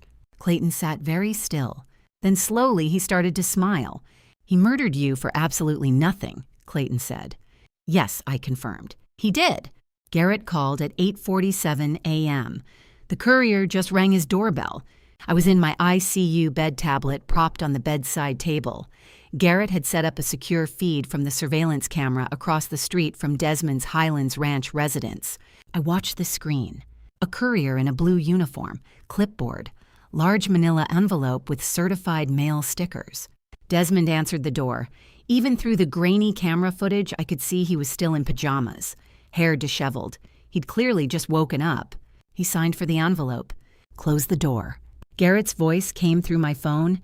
He's inside. Camera 2 picking him up through the front window. The angle shifted. Now I could see into Desmond's living room. He was opening the envelope, pulling out papers, reading. I watched my son's face drain of color, watched his hands start to shake, watched him read the letter once, then again, then a third time, as if repetition would somehow change the words. The letter was dated January 18th, 2023, 6.5 months ago. Desmond's conspiracy, the embezzlement, the forgeries, the poisoning had all begun months after I'd already disinherited him. Every crime he'd committed was for an inheritance that no longer existed. This is what justice looks like from a hospital bed, cold, precise, and utterly without mercy. I watched Desmond grab his phone, dial frantically, put it to his ear. Vivian, Garrett said, monitoring the call through the wiretap we'd secured 2 days ago. I couldn't hear Desmond's words from the surveillance footage, but Garrett relayed them. He's saying, she flipped the board, the entire estate gone, signed away 6 months ago. A pause. Vivian's asking if it's legal. He's saying he doesn't know. He's saying he needs to see Clayton immediately. Another pause. He just told her the money's gone, all of it. He's shouting now. I watched Desmond pace his living room, phone pressed to his ear, free hand gesturing wildly. He's decided to storm Clayton's office, Garrett said. He's telling Vivian he'll have this overturned by end of day, that his mother wasn't competent to sign anything. I closed my eyes briefly, opened them. How does it feel, Desmond, I whispered to the empty ICU room, to watch everything crumble in your hands? He's getting dressed, Garrett reported. Moving fast, angry, he's driving straight into our trap, Mrs. Caldwell. ETA to Clayton's office, 45 minutes. I looked at the clock, 9:02 a.m. By 10 a.m., it would all be over. Clayton called at 9:47 a.m. He just burst through my office door, Clayton said quietly. I could hear shouting in the background. Security's with me. Garrett's recording everything. Are you ready? Yes, I said. Clayton switched to speakerphone. Suddenly, I could hear my son's voice clearly. Wasn't competent to sign anything, Desmond was shouting. She has dementia, cognitive decline. I'll have this overturned in 24 hours. Clayton's voice calm and steady. Your mother underwent independent psychiatric evaluation on January 17th, the day before signing. Dr. Patricia Miles, certified neuropsychologist, spent 3 hours testing her cognitive function. She scored in the 98th percentile. That's impossible. I have the video, Clayton said. HD footage of the entire signing ceremony. Your mother reading every page aloud, asking clarifying questions, discussing specific provisions. 2 witnesses present. Notary seal, ironclad. A pause. Show me, Desmond said. His voice had shifted from rage to something more dangerous. Calculation. I heard clicking. Clayton pulling up video on his computer. Then silence. 30 seconds of it. The letter says she disinherited me completely, Desmond said finally. His voice was tight, controlled. Where did the money go? Medical Research Foundation in your late father's name, Clayton said. With secondary contingencies I'm not authorized to disclose. She did this because of me, Desmond said. Because she found out about... He stopped himself. About what? Clayton asked. Desmond didn't answer. Clayton's voice carried a note of something I'd never heard before. Steel. Before you leave, Desmond, there's something else you should hear. More clicking, then a different sound. Audio playback. Gordon Ballard's voice. If she dies, they'll perform an autopsy. My son's voice, clear and unmistakable. Thallium isn't part of the standard autopsy toxicology panel. I checked, thoroughly. Complete silence. The metallic click travels through the phone line and I close my eyes. That's not, Desmond started. It's from a legally authorized wiretap, Clayton said. May 18th, 3 weeks ago, your voice, Gordon Ballard's office line, discussing how to evade post-mortem detection of the poison you've been using to kill your mother. Footsteps, a door opening. Detective Brooks's voice. Desmond Caldwell, you are under arrest for attempted murder and conspiracy to commit murder. Detective Brooks, a mid-40s Denver, PD homicide detective with 20 years of experience, had been waiting in Clayton's conference room for exactly this moment. You have the right to remain silent, Brooks continued. Anything you say can and will be used against you in a court of law. You have the right to an attorney. I am an attorney, Desmond shouted. This is entrapment. You have the right to have an attorney present during questioning. Brooks continued unmoved. If you cannot afford an attorney, one will be provided for you. The sound of handcuffs. Metal on metal, sharp, final. Click. Click. Locked. Clayton's voice quiet. Constance, are you still there? Yes, I said. It's done, he said. He's in custody. I heard my son's voice in the background still shouting. Still claiming this was illegal, still threatening lawsuits, still not understanding that every word he spoke was being recorded, still not understanding that he'd already lost. Thank you, Clayton, I said. The line went quiet. I could hear movement, doors closing, voices fading. Then Clayton alone in his office. Constance, I have to ask, how does it feel? I looked out the window of my ICU room. Bright June morning, Denver skyline in the distance. He will never understand, I said quietly, who this room truly belonged to. That is the saddest part of this story. What do you mean? Clayton asked. This ICU room, this hospital bed, the monitors, the IV lines. He thought they were proof he was winning, that I was dying, that he was about to inherit everything he believed he deserved. I paused. But this room was never his. It was mine. I chose to stay here. I chose to let Vivian poison me one final time to capture proof. I chose to build a case from a hospital bed while he thought I was helpless. The handcuffs had closed around his wrists with a sound like a vault door sealing. From my hospital bed, listening through Clayton's phone, I heard my son's voice fade as they led him away. He would never understand who this room truly belonged to. That was the saddest part of this story. Garrett's text arrived at 2:14 p.m., all 3 targets moving. Simultaneous takedown in 90 seconds. I set down my tea. Picked up the tablet Garrett had left with me that morning. Secure encrypted feed. 3 separate camera angles. Denver International Airport, Terminal C.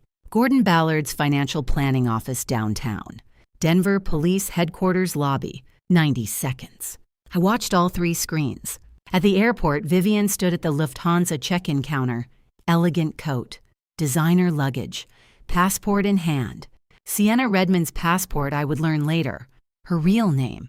The identity she'd been born with before she started collecting new ones. 2 TSA agents approached from either side. "Ma'am, we need you to step aside with us, please." Vivian's face remained perfectly composed. The mask she'd worn for 4 years didn't crack. Not yet. At Gordon Ballard's office, Detective Brooks walked through the door with 2 uniformed officers behind him. Gordon looked up from his desk, saw them, understood immediately. He didn't run, didn't protest, just stood up slowly and put his hands out. At police headquarters, Dr. Hugh Stafford walked through the front doors with an attorney I didn't recognize. Middle-aged man in expensive suit. They approached the front desk. Stafford was surrendering voluntarily. All 3 arrests happening simultaneously, coordinated, precise. My phone rang. Garrett. "Mrs. Caldwell, they're in custody. All 3. "Tell me about Vivian," I said. TSA flagged her luggage during screening. They found cash, a lot of it. $2.3 million in bundled hundreds. I closed my eyes. And I asked. "A jar of cream. La Bellezza di Firenze. Same label as yours. Lab prelim came back 20 minutes ago. Critical thallium levels enough to kill within weeks. Enough to kill within weeks." That number kept repeating in my head. I should already be dead. "You wouldn't have lasted another month," Garrett said quietly, "not with daily applications at that concentration." I opened my eyes, looked at my hands, still here, still functioning, still mine. "What else was in the luggage?" I asked. "A handwritten list. 4 names. Addresses across Colorado and Texas. All elderly, all wealthy, all with health notes and asset valuations written beside their names." I felt something cold settle in my stomach. 4 more names, I whispered. She had 4 more names written down. "You weren't the first target," Garrett said. "Eleanor Hartwick in Atlanta was, and you weren't going to be the last. She was building a career out of this." I watched the tablet screen. Vivian being led away in handcuffs, still composed, still wearing the mask. "What did they charge her with?" I asked. "Attempted murder, conspiracy, wire fraud, and they're adding more as they process the evidence. She tried to board an international flight with $2.3 million in cash and a jar of poison. The DA is calling it flight risk with intent to continue criminal activity." I nodded even though Garrett couldn't see me. "Gordon and Stafford," I asked. "Gordon's being charged with conspiracy, embezzlement, and forgery. Stafford surrendered voluntarily, brought his attorney, and is cooperating fully. He's already confessed to accepting bribes to falsify your medical records." "How much did Desmond pay him?" $15,000, $5,000 per meeting, 3 meetings total. $15,000 to look the other way while I died. I ended the call with Garrett and sat in the hospital silence. All 4 conspirators in custody. Desmond, Vivian, Gordon, Stafford. 4 people who'd worked together to kill me for money, and I was still here. The next morning, Garrett arrived with a tablet and headphones. "Brent Ashford wants you to see something," he said. "Desmond's interrogation from last night." He set up the tablet, pulled up the video file, handed me the headphones. I watched. Interrogation room, concrete walls, metal table, 2 chairs. Desmond on one side, Brent Ashford on the other, Detective Brooks standing near the door. For 2 hours, Desmond said nothing, just sat there, arms crossed, staring at the wall. Then Brent started playing evidence. Audio files first. Desmond's voice dictating fraudulent cognitive decline notes. His instructions to Leora Holbrook about what to write in my medical charts. His conversations with Gordon about shell company structures. Desmond's face remained blank. Then the wiretap. His voice discussing thallium and autopsy protocols. Desmond's jaw tightened, but he still said nothing. Finally, Brent leaned forward. "You can keep sitting there in silence," he said. "Or you can talk to me about Sienna Redmond." Desmond's eyes flicked to Brent. First reaction in 2 hours. "She planned everything," Desmond said finally. His voice was rough. "I didn't know she had a criminal record. I didn't know about Atlanta. I was manipulated by her." I watched my son's face on the screen, his mouth moving, excuses pouring out, and I realized I was watching a stranger wearing my child's features. "I'm manipulated," Brent repeated flatly. "That's your defense." She seduced me, convinced me my mother was mentally declining, suggested the cream. I was vulnerable. She took advantage. Brent didn't respond, just pulled out his phone, scrolled, found something, slid the phone across the table. "Text message," Brent said, "from your number to Gordon Ballard's number. October 14th, 2022, 8 months before your mother was hospitalized. Read it aloud." Desmond picked up the phone, read. His face went white. "Read it aloud," Brent repeated. Desmond's voice barely above a whisper. "We need precise timelines so skincare cream has enough time before guardianship petition." "October 2022, Brent said. 8 months before the poisoning. Your words, your plan. You weren't manipulated, Mr. Caldwell. You initiated this." Desmond set down the phone. "You chose," Brent continued. "You researched, you planned, you executed. Sienna Redmond is a predator, yes, but you are not her victim. You're her accomplice." Brent closed the folder with a sound like a coffin lid sealing. "You weren't manipulated," he said. "You chose. Now you answer for that choice." The video ended. Garrett muted the feed. I sat in the hospital, silent, staring at nothing. 38 years. That was his entire life, and I knew all of it. Every birthday, every Christmas, every scraped knee and bad grade and girlfriend and job. 38 years of being his mother. And somewhere in those 38 years, he'd become someone capable of planning my murder in meticulous detail. October 2022, 8 months before I ended up in this ICU bed. He'd been planning it since then. "Mrs. Caldwell," Garrett asked quietly. I looked up at him. "I'm fine," I said, but we both knew I wasn't. The observation room smelled like burnt coffee and resignation. Through the one-way glass, Sienna sat with her wrists cuffed to the table, her perfectly manicured nails tapping an erratic rhythm against the metal surface. She'd changed since the airport arrest gone was the composed woman in designer travel wear, replaced by someone whose mask had finally cracked. Audio log 17. Brent said, sliding a transcript across the table toward her. "September 8th, 2023. Your voice, Dr. Stafford's lab. Want to hear it, or should I just read the relevant parts?" Sienna's jaw tightened. "I want my attorney." "He's on his way." Brent leaned back unhurried. "But the chemistry doesn't need a lawyer to explain it. The compound was engineered for slow absorption through skin, undetectable without targeted testing. Dr. Stafford's response, and the timeline, 8 to 10 months to critical threshold, gradual enough to mimic natural decline." I felt my chest constrict. She'd calculated my death down to the month. Rachel's phone buzzed. She glanced at it, then touched my shoulder. "Lawrence Sinclair just arrived. He says it's urgent, something about your late husband's estate." The timing felt surreal, but Lawrence didn't use the word urgent lightly.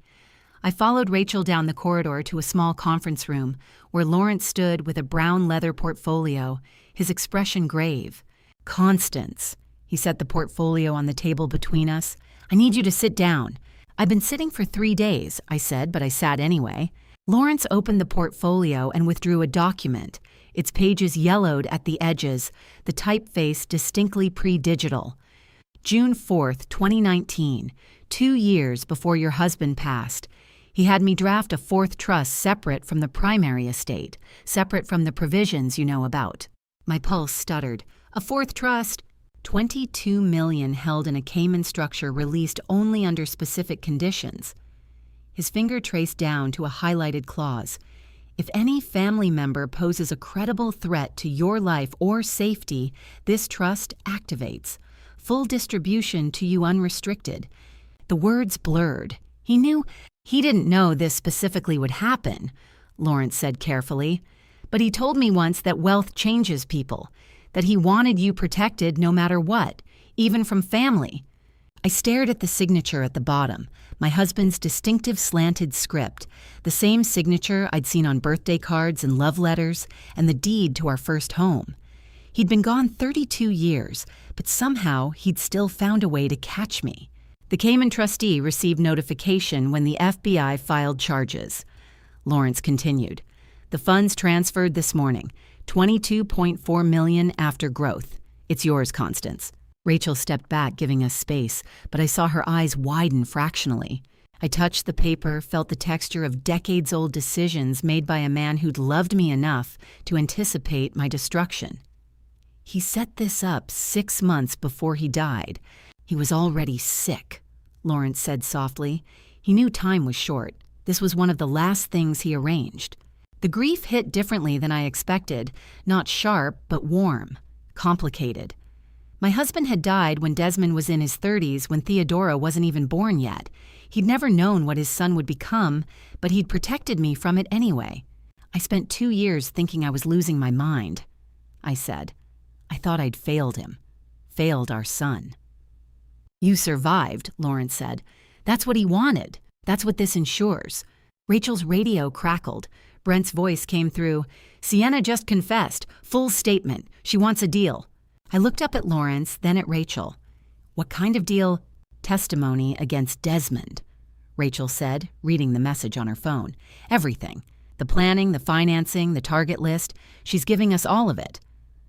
The brown envelope sat between us, my husband's 32-year-old gift, while 2 floors below my daughter-in-law traded my son's freedom for her own. I thought about trust and betrayal, about love that transcends death, and love that curdles into poison. There's one more thing, Lawrence said, and his tone made my stomach drop. He withdrew a second document from the portfolio, this one sealed in plastic. Your husband left instructions. This was only to be opened after the trust activated. He slid it across the table. The envelope was addressed in my husband's handwriting. To Constance, if you're reading this, I failed to protect you while alive. Inside is the truth. I never told you the truth about why I created this trust and who I was really protecting you from. My hands shook as I reached for it. I broke the seal that night, but never opened the letter. Some truths can wait when others demand immediacy. 2 weeks later, sitting in Denver District Court, I still carried it in my purse unread. The trial needed my full attention. The defense attorney rose sharp-suited and confident. Your Honor, the prosecution has presented surveillance footage, financial records, even audio logs, but they cannot produce a single ear witness who heard Mrs. Redmond explicitly use the word thallium. Without direct testimony, the chemist charge is speculation. Judge Margaret Thornhill, 22 years on the federal bench, looked down from her position with an expression I couldn't quite read. Mr. Ashford. Brent stood unhurried. The prosecution calls Theodora Fairfield to the stand. The courtroom doors opened.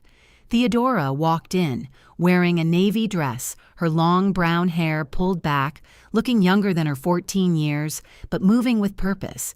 She'd tutored math at Desmond's residence 3 evenings weekly, a neighbor's daughter earning extra money invisible to people planning murder. The bailiff swore her in. Her hand didn't shake. Miss Fairfield. Brent began gently. Can you tell the court what you overheard on September 19, 2022? Theodora's voice came clear and steady. I was in the study doing algebra homework. Mrs. Redmond, she gestured toward Sienna, was in the hallway on her phone. I heard her say, thallium absorbs through skin slower than I calculated. Increase massage frequency. The defense attorney shot to his feet. Objection. A 14-year-old girl claiming to remember a complex scientific term from over a year ago.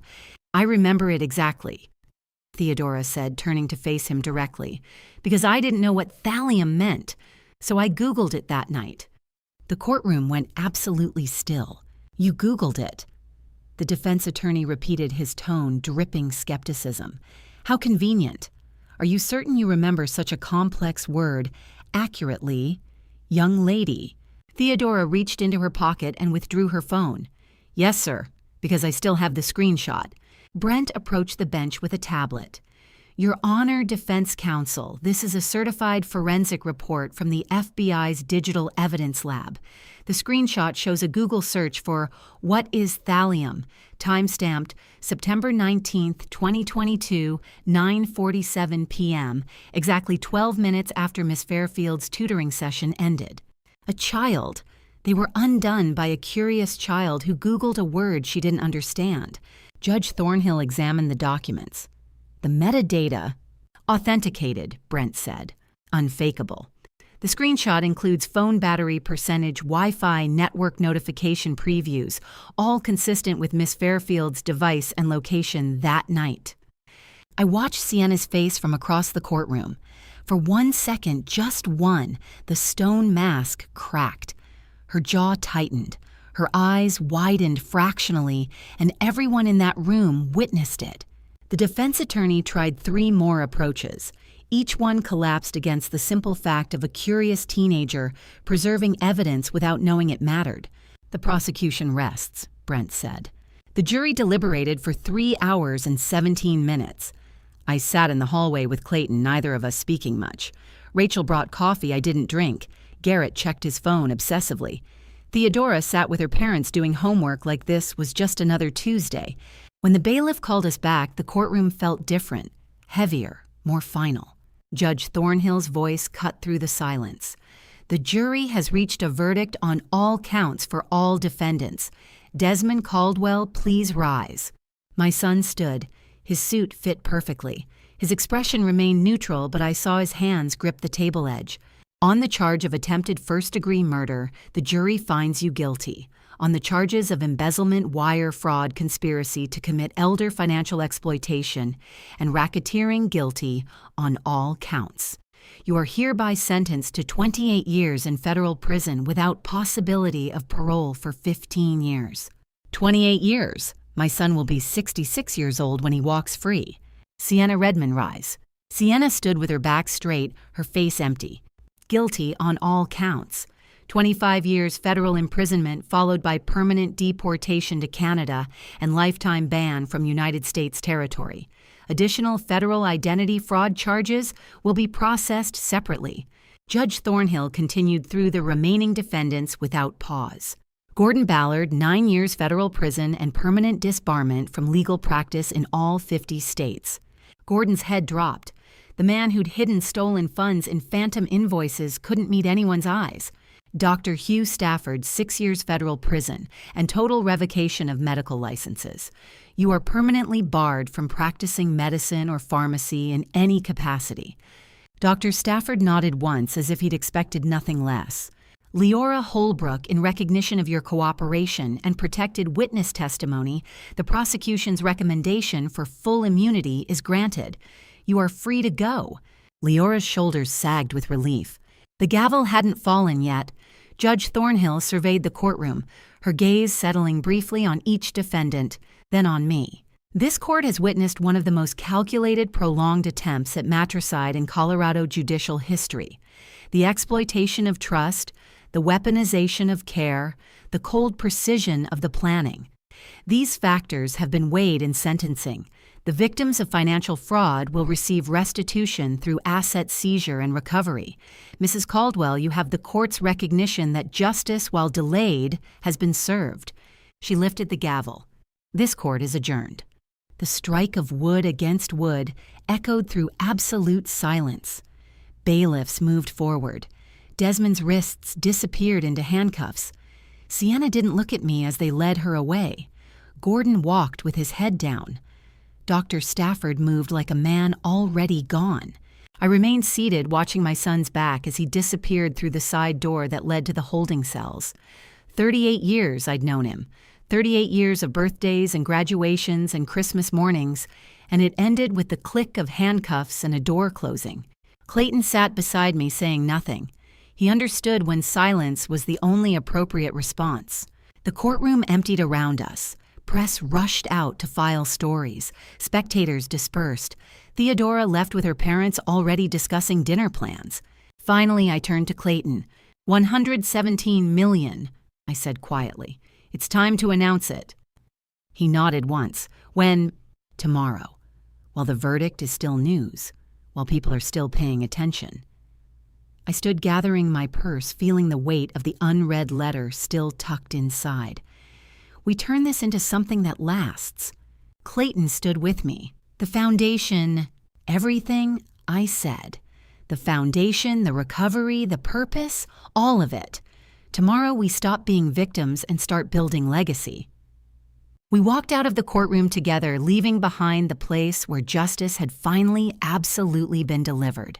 The courthouse corridors the next morning were packed shoulder to shoulder with cameras, microphones, and reporters who'd spent the night dissecting the verdict. They wanted the next chapter. I intended to give them the ending. Clayton stood to my left, Lawrence to my right. Brent had arranged the press conference in the main hall where acoustics carried and natural light poured through tall windows. Theodora sat in the front row with her parents wearing the same navy dress from yesterday. "Good morning." My voice cut through the murmur. Silence fell instantly. FBI Special Agent Brent Ashford will begin with the financial recovery statement. Brent stepped forward, reading from prepared notes. The FBI has successfully recovered $11.2 million in embezzled funds from offshore shell accounts in the Cayman Islands, Switzerland, and Singapore. By court order, these assets have been reverted to Mrs. Caldwell's estate effective immediately. Flash photography erupted. Reporters shouted questions. I raised one hand and the room quieted again. The total pool, I said clearly, is $128.2 million. This includes my original estate, the fourth trust my late husband established, and the recovered stolen funds. I will now read the final distribution. I unfolded the document Lawrence had prepared. My hands didn't shake. $70 million to Denver Children's Hospital for a new pediatric oncology wing. $25 million to establish the permanent scholarship endowment in my husband's name. $12 million distributed among local charities focusing on elder care and abuse prevention. $10 million to create the Leora Holbrook Elder Abuse Protection Fund. Leora sat 3 rows back, her face pale with shock. And the recovered $11.2 million. I paused, letting the room lean forward, will be divided equally among the 4 women whose names appeared on Sienna Redmond's target list. The women she intended to poison next will each receive $2.8 million. You want to know what justice looks like? It looks like blood money transformed into children's hospital beds. The room erupted. Cameras clicked frantically. A reporter in the 3rd row stood. "Mrs. Caldwell, you're giving away everything." "Not giving away," I corrected. "Investing. Every dollar my son stole will now protect the vulnerable. Every cent Sienna Redmond planned to take will save lives instead." Another reporter, younger, pushed forward. "How does it feel to transform such tragedy into legacy?" I looked at her directly. "It feels like finishing what my husband started." Clayton handled the remaining questions while I stepped back. Theodora's mother was crying quietly. Leora sat frozen, staring at her hands. The 4 women from the target list, Eleanor Hartwick, and 3 others I'd met privately last week, stood together near the back, holding each other. The conference ended after 40 minutes. Press scattered to file stories. Clayton scheduled follow-up interviews. Lawrence began the transfer paperwork that would take weeks to complete. I went home and slept for 14 hours. December arrived cold and bright. The first day of the month dawned clear winter sunlight, turning Denver's skyline sharp and crystalline. I stood in the outdoor plaza before the new wing at Denver Children's Hospital's Aurora campus, watching construction crews remove the final scaffolding. The building was glass and steel, modern and warm, designed to flood patient rooms with natural light. 2 wings stood side by side, one bearing my name, one bearing my husband's.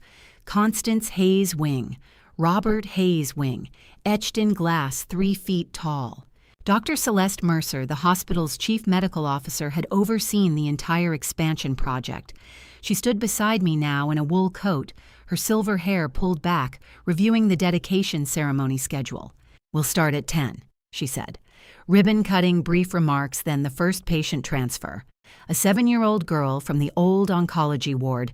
She requested specifically to be first. "What's her name?" I asked. "Emma. Short, dark hair, biggest smile you've ever seen." Dr. Mercer glanced at me. She told the nurses she wanted to meet the lady who built the room where she'll get better. My throat tightened. The ceremony began precisely at 10.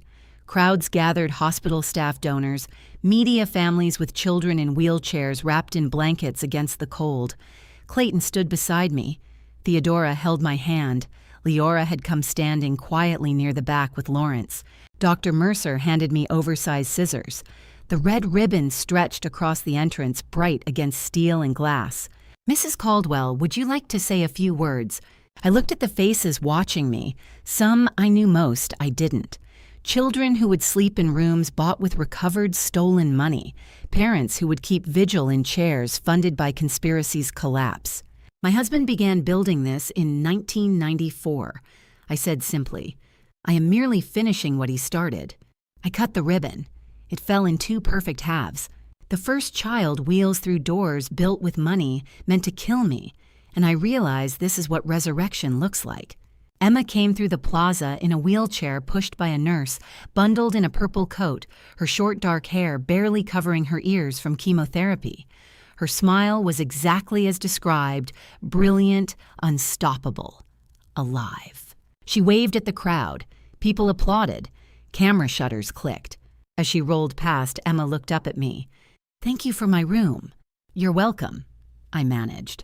The wheelchair disappeared through the glass doors into warmth and light. I watched until I couldn't see her anymore.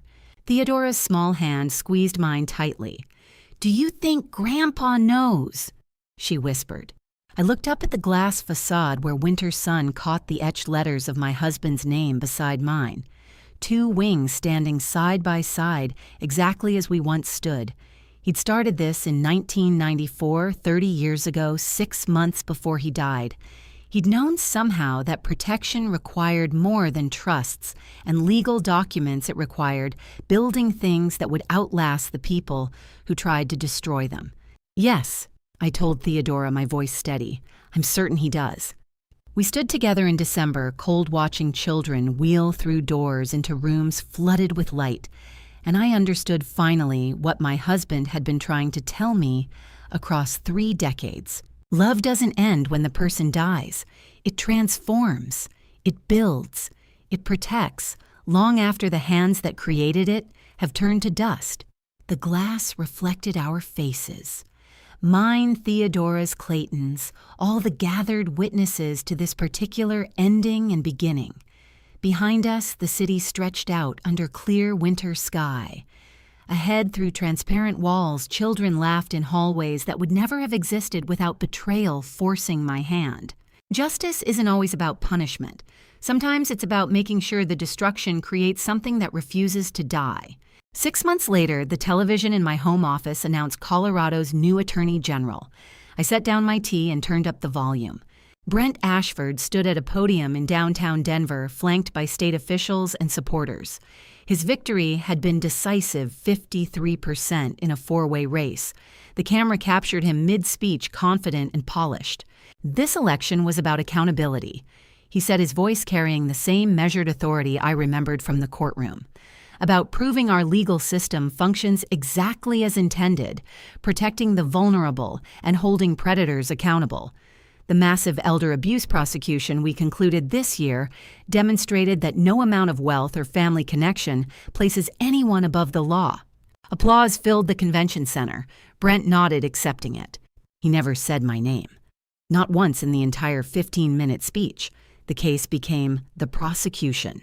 I became the victim. My son became the defendant. Every word carefully chosen, every reference legally sanitized. Exactly as our confidentiality agreement stipulated. I turned off the television and returned to my tea. Through the floor-to-ceiling windows, Denver's skyline stretched out under December twilight. The Rocky Mountains formed a jagged line against fading light. Snow had fallen overnight, turning the city clean and white. My phone rang. Clayton's name appeared on the screen. "Did you see the news?" he asked without preamble. I did. "What do you think?" I considered the question. Did Brent use my pain to build his career? Yes. Did he break his word? No, which matters more. "I think this is exactly why our agreement existed," I said finally. "He kept his word. That's all I required." Clayton was quiet for a moment. "You don't find it morally complicated?" "Of course it's morally complicated. Power always is." I watched my reflection in the darkening window, 73 years old, hair silver, posture straight. He prosecuted 4 people who tried to kill me. He put my son in prison for 28 years. He recovered funds I thought were gone forever. And yes, he leveraged all of it to win an election. And you're comfortable with that? Comfortable is the wrong word. I understand it. I respect that he operated within the boundaries we established. He never promised altruism, Clayton. He promised results. He delivered them. Another pause. You've changed. No, I said. I've stopped pretending the world operates on fairness instead of leverage. There's a difference. Fair enough. Clayton's tone shifted, becoming more businesslike. The final hospital disbursement cleared yesterday. $70 million confirmed and transferred. Dr. Mercer said the second wing breaks ground in April. Good. What about the scholarship fund? First recipients announced next month. 15 students full 4-year rides. Lawrence has the press release ready whenever you want to review it. Send it over. I'll look at it tonight. Will do. How are you feeling? The question caught me off guard. Clayton rarely asked about my health directly. He preferred to infer from energy levels and conversation pace. Strong, I said honestly. Better than I have in 3 years. Good, that's good. He cleared his throat. I'll let you get back to your evening. Talk soon. He hung up before I could respond. I set the phone down and returned my attention to the contract waiting on my mahogany desk. The document had been sitting there when Clayton called 73 pages detailing the acquisition of a commercial property in downtown Denver. Office building. 12 stories. Premier location 2 blocks from the Capitol. The 13th building in my expanding portfolio. I'd reviewed the terms twice already. Purchase price financing, structure, tenant agreements, projected returns. Everything aligned exactly as my real estate manager had promised. The deal was sound. I picked up my fountain pen, the same one my husband gave me 42 years ago on our anniversary. Black lacquer, gold nib weight, perfectly balanced. I'd used it to sign my first acquisition contract in 1988, back when people questioned whether a woman could manage commercial real estate.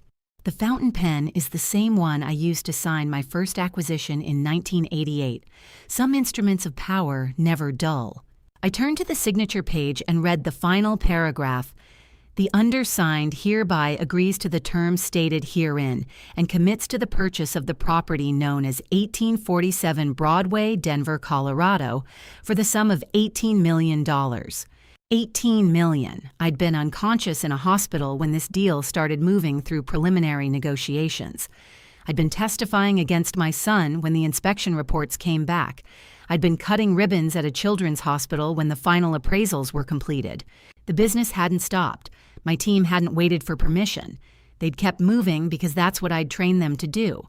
Operate with autonomy, execute with precision, expand without hesitation. 13th building.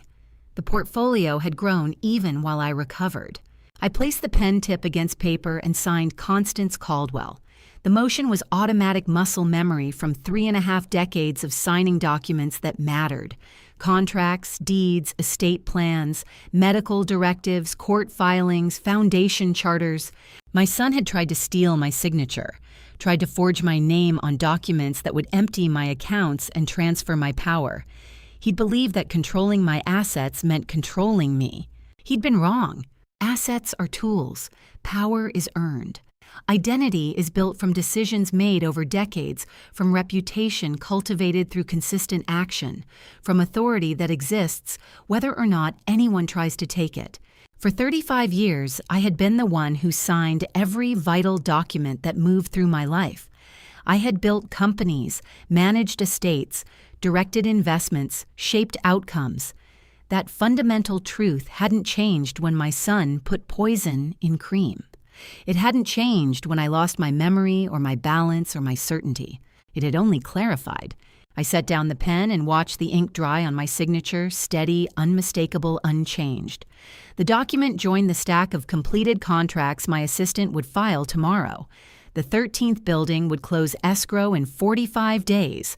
The empire would continue expanding exactly as it had for decades. Outside, Denver's lights began appearing one by one as darkness settled. Snow reflected streetlights, turning the city luminous. My reflection stared back from the window glass, older yes, but unbroken. Some things can be poisoned, some things can be stolen, but identity that belongs to the person who builds it, and no amount of thallium changes the foundation. I gathered the contracts, turned off the desk lamp, and left the office. Tomorrow I would review Lawrence's press release. Next week I would meet with the real estate team about the 14th acquisition. Next month I would attend the scholarship announcement. Life moved forward. It always had. It always would. And every document that mattered would still bear my signature. 2 years later, Dr. Celeste Mercer slid the lab results across her desk with a smile I hadn't seen before. "Thallium levels are below detectable limits," she said, tapping the printed numbers with her pen. "Your liver is regenerating, slowly, but the trajectory is unmistakable. By every measurable standard, Mrs. Caldwell, you've recovered." I sat in the familiar chair in her outpatient clinic, the same one I'd occupied for quarterly checkups since leaving the hospital. Outside the window, Denver stretched under late autumn sun. "No residual damage?" I asked. "Some scarring in the liver tissue, mild peripheral neuropathy that may persist. But functionally, you're healthier than most 75-year-olds I see." 75. I'd turned 73 unconscious in a hospital bed, 74 in a courtroom watching my son sentenced. Now 75 arrived with clean lab results. "How many people survive this?" I asked quietly. Dr. Mercer's expression shifted, became more serious. "Survive 8 months of exposure at 40% concentration? Yes. You are the first person in this hospital's history. 8 months. 40% concentration. First survivor in hospital history." Those 3 facts sat in my mind like stones. "I don't know if that makes me lucky," I said finally. "I think it makes you resolute." Dr. Mercer handed me the printed results. "Most people in your situation would have accepted the memory loss, the tremors, the confusion. You didn't." "I didn't have much choice." "Everyone has a choice, Mrs. Caldwell. You chose to fight when fighting looked impossible. That's not luck. That's will." I took the papers and stood. We shook hands, hers warm and steady, mine no longer trembling. "Same time next quarter?" she asked. "Same time." I walked to my car and sat for a moment before starting the engine. My hands rested on the steering wheel. Steady. No shaking. Fingers that had once dropped coffee cups now gripped leather with absolute control. 2 years ago, I couldn't hold a pen without my signature becoming illegible.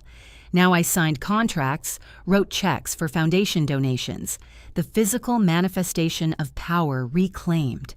I started the engine and pulled out of the parking lot, but instead of heading home, I turned downtown. The route took me through Denver's office district, past glass towers and corporate headquarters. 3 of them were mine. The first appeared on my left 12 stories with limestone facade and floor-to-ceiling windows reflecting morning sun. I'd purchased it in 2007. Desmond had tried to fold it into his shell company scheme, created phantom mortgage debt to siphon equity. The FBI had untangled the fraud and returned it to my portfolio 18 months ago. Still mine, still standing, still generating quarterly revenue. 3 blocks later, the second building, modern glass and steel, 20 stories, premium location. Desmond had transferred the deed using forged signatures. Gordon Ballard had notarized the fraud.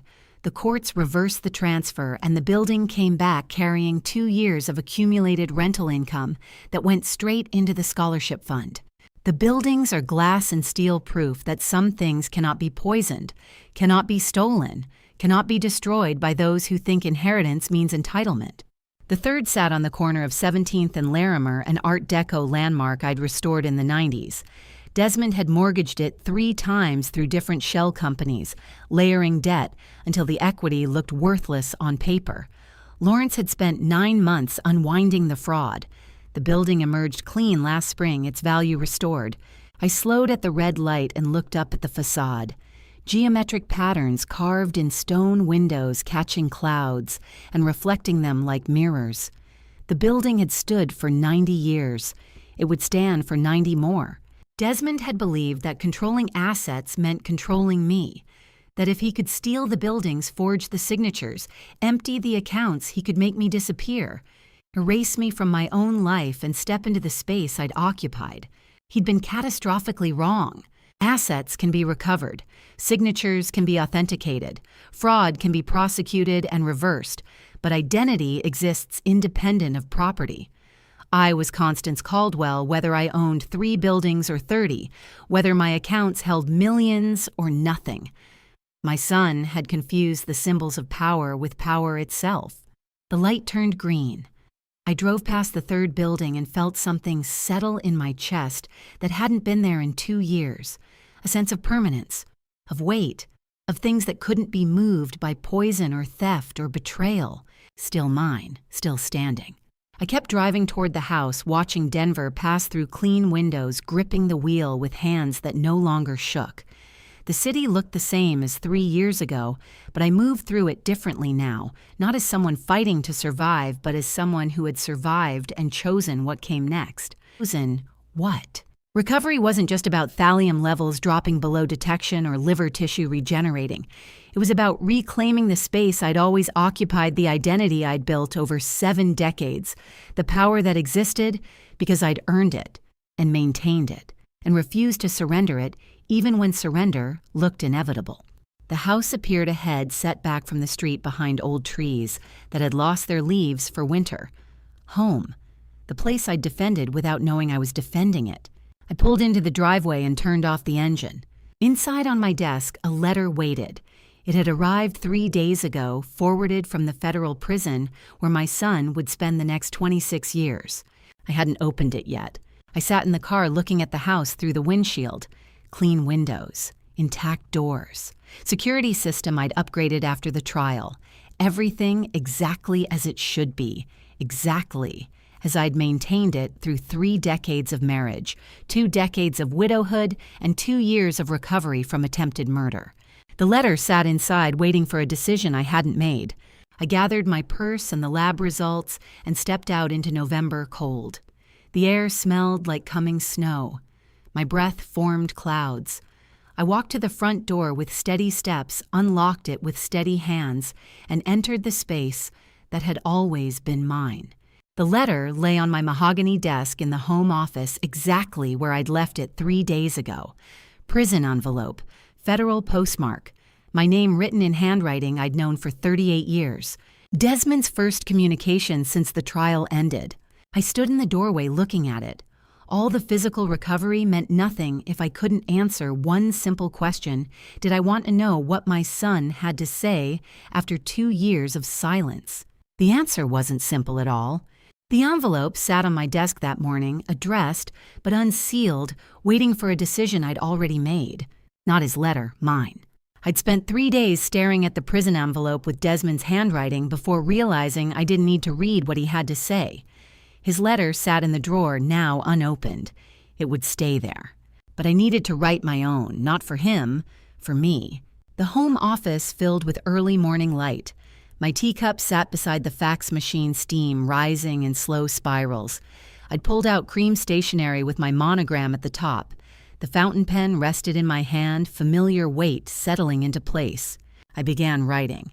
Desmond, I named you Desmond because I hoped you would conquer challenges with integrity. For 38 years, I waited to see what you would conquer. It turned out the thing you wanted to conquer most was me. What does a mother say to the son who tried to kill her? What words exist for that kind of betrayal? I kept writing. You didn't want my death because you hated me. You wanted it because you believed my money would make you whole. You confused inheritance with identity, wealth with worth. I do not forgive you, not yet. Perhaps not ever. Forgiveness isn't owed, and I refuse to pretend closure exists where it doesn't. You put poison in cream I trusted. You watched me decline for 8 months. You planned my funeral while I was still breathing. Those facts don't disappear because 2 years have passed. But I want you to know something. The thing you were searching for, the significance, the power, the sense of being someone who mattered, could never be found in anyone's will. You had 38 years to build your own identity. You chose to try stealing mine instead. I survived what you did to me. I recovered what you stole. I built something lasting from the wreckage you created, and I will continue moving forward long after you've been released into a world that has moved on without you. This is the only letter I will write. I don't expect a response. I don't want one. You tried to erase me. You failed. That's all that matters. Constance Caldwell. I set down the pen and read what I'd written. The words looked stark on cream paper, honest, unforgiving, final. I folded the letter, slid it into the envelope, sealed it with monogrammed wax. The address was already written, Desmond Caldwell, Federal Prisoner Facility, Number, Colorado. Then I placed the envelope flat on my desk beside the unopened letter from him. I had no intention of mailing it. Writing had been for me processing 38 years of hope that curdled into betrayal, naming what happened without pretending it hadn't damaged me, acknowledging that some wounds don't heal cleanly and some relationships don't survive. The letter could sit beside his. 2 pieces of correspondence that would never be sent or read. 2 attempts at communication across a gap too wide to bridge. I picked up my teacup and took a long sip. The office was quiet except for the hum of the fax machine and distant traffic outside. Denver waking up. The world continuing. Then the fax machine whirred to life. I turned as paper began sliding through the mechanical sound cutting through morning stillness. The machine printed in steady rhythm, page 1, page 2, page 3. I stood and walked over as the final page emerged. Commercial real estate closing sheet. Another acquisition, another building joining the portfolio. 14 years of expansion distilled into signatures and legal language. The fax machine's whir is the sound of continuity. Business doesn't stop for grief. Empires don't pause for betrayal, and signatures don't tremble for those who tried to steal the pen. I gathered the pages and returned to my desk, reading through terms I'd already approved. Purchase price financing structure, tenant agreements. Everything aligned. The deal was sound. Page 7 required my signature on the final line. I picked up the fountain pen. My hand was steady. It had always been steady, even when they tried to make it otherwise. My hand was steady now. I signed Constance Caldwell. The motion was automatic muscle memory from 3.5 decades of authorizing transactions that built and sustained and expanded the empire I'd created. This was who I was. Not just a woman who survived poisoning, though I had. Not just a mother betrayed by her son, though I was. Not just a victim who recovered stolen assets, though I'd done that too. I was the financial architect of the Caldwell Property Group, the woman who signed documents that moved millions, who built commercial real estate portfolios, who turned inheritance into empire, and maintained it through decades of challenge and attempted destruction. Desmond had believed he could take that from me. He'd believed that forging my signature made him me, that controlling my money made him powerful, that stealing my empire made him significant. He'd understood nothing. Power isn't held in bank accounts. Identity isn't transferred by death or theft. Significance is built through decades of consistent action, through decisions made and executed, through authority earned and maintained, even when people try to poison it out of existence. I set down the pen and placed the signed closing documents in the outgoing tray. My assistant would collect them this afternoon, file them with the title, Company Move the Transaction Forward. The 14th building would join the portfolio in 45 days. Life continued. It always had. It always would. I stood up, adjusted my coat, walked over to the machine. The incoming document lay waiting, another closing, another building, another signature required on the final line, as it always had been, for 35 years, as it would be tomorrow. Outside, Denver moved through its morning rhythm. Traffic flowing, businesses opening, people moving through their days without knowing that somewhere in Cherry Creek, a woman who'd survived attempted murder was signing documents and building empires exactly as she had for 3.5 decades. The letters sat on my desk, his unopened, mine unsent. They would stay there, artifacts of a relationship that couldn't survive what had been done to it.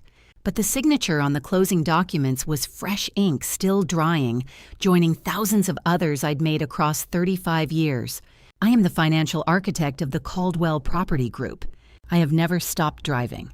And to you listening to my story, remember, this survival isn't just about staying alive. It's about reclaiming who you are when someone tries to take it from you. Looking back, I made mistakes. I trusted too easily. I confused unconditional love with blind acceptance. For 38 years, I believed being a mother meant my son would honor me. I was wrong. If you're in my position now, if something feels off, don't ignore it. Trust your instincts before it's too late. This wasn't just about grandma revenge, it was about justice.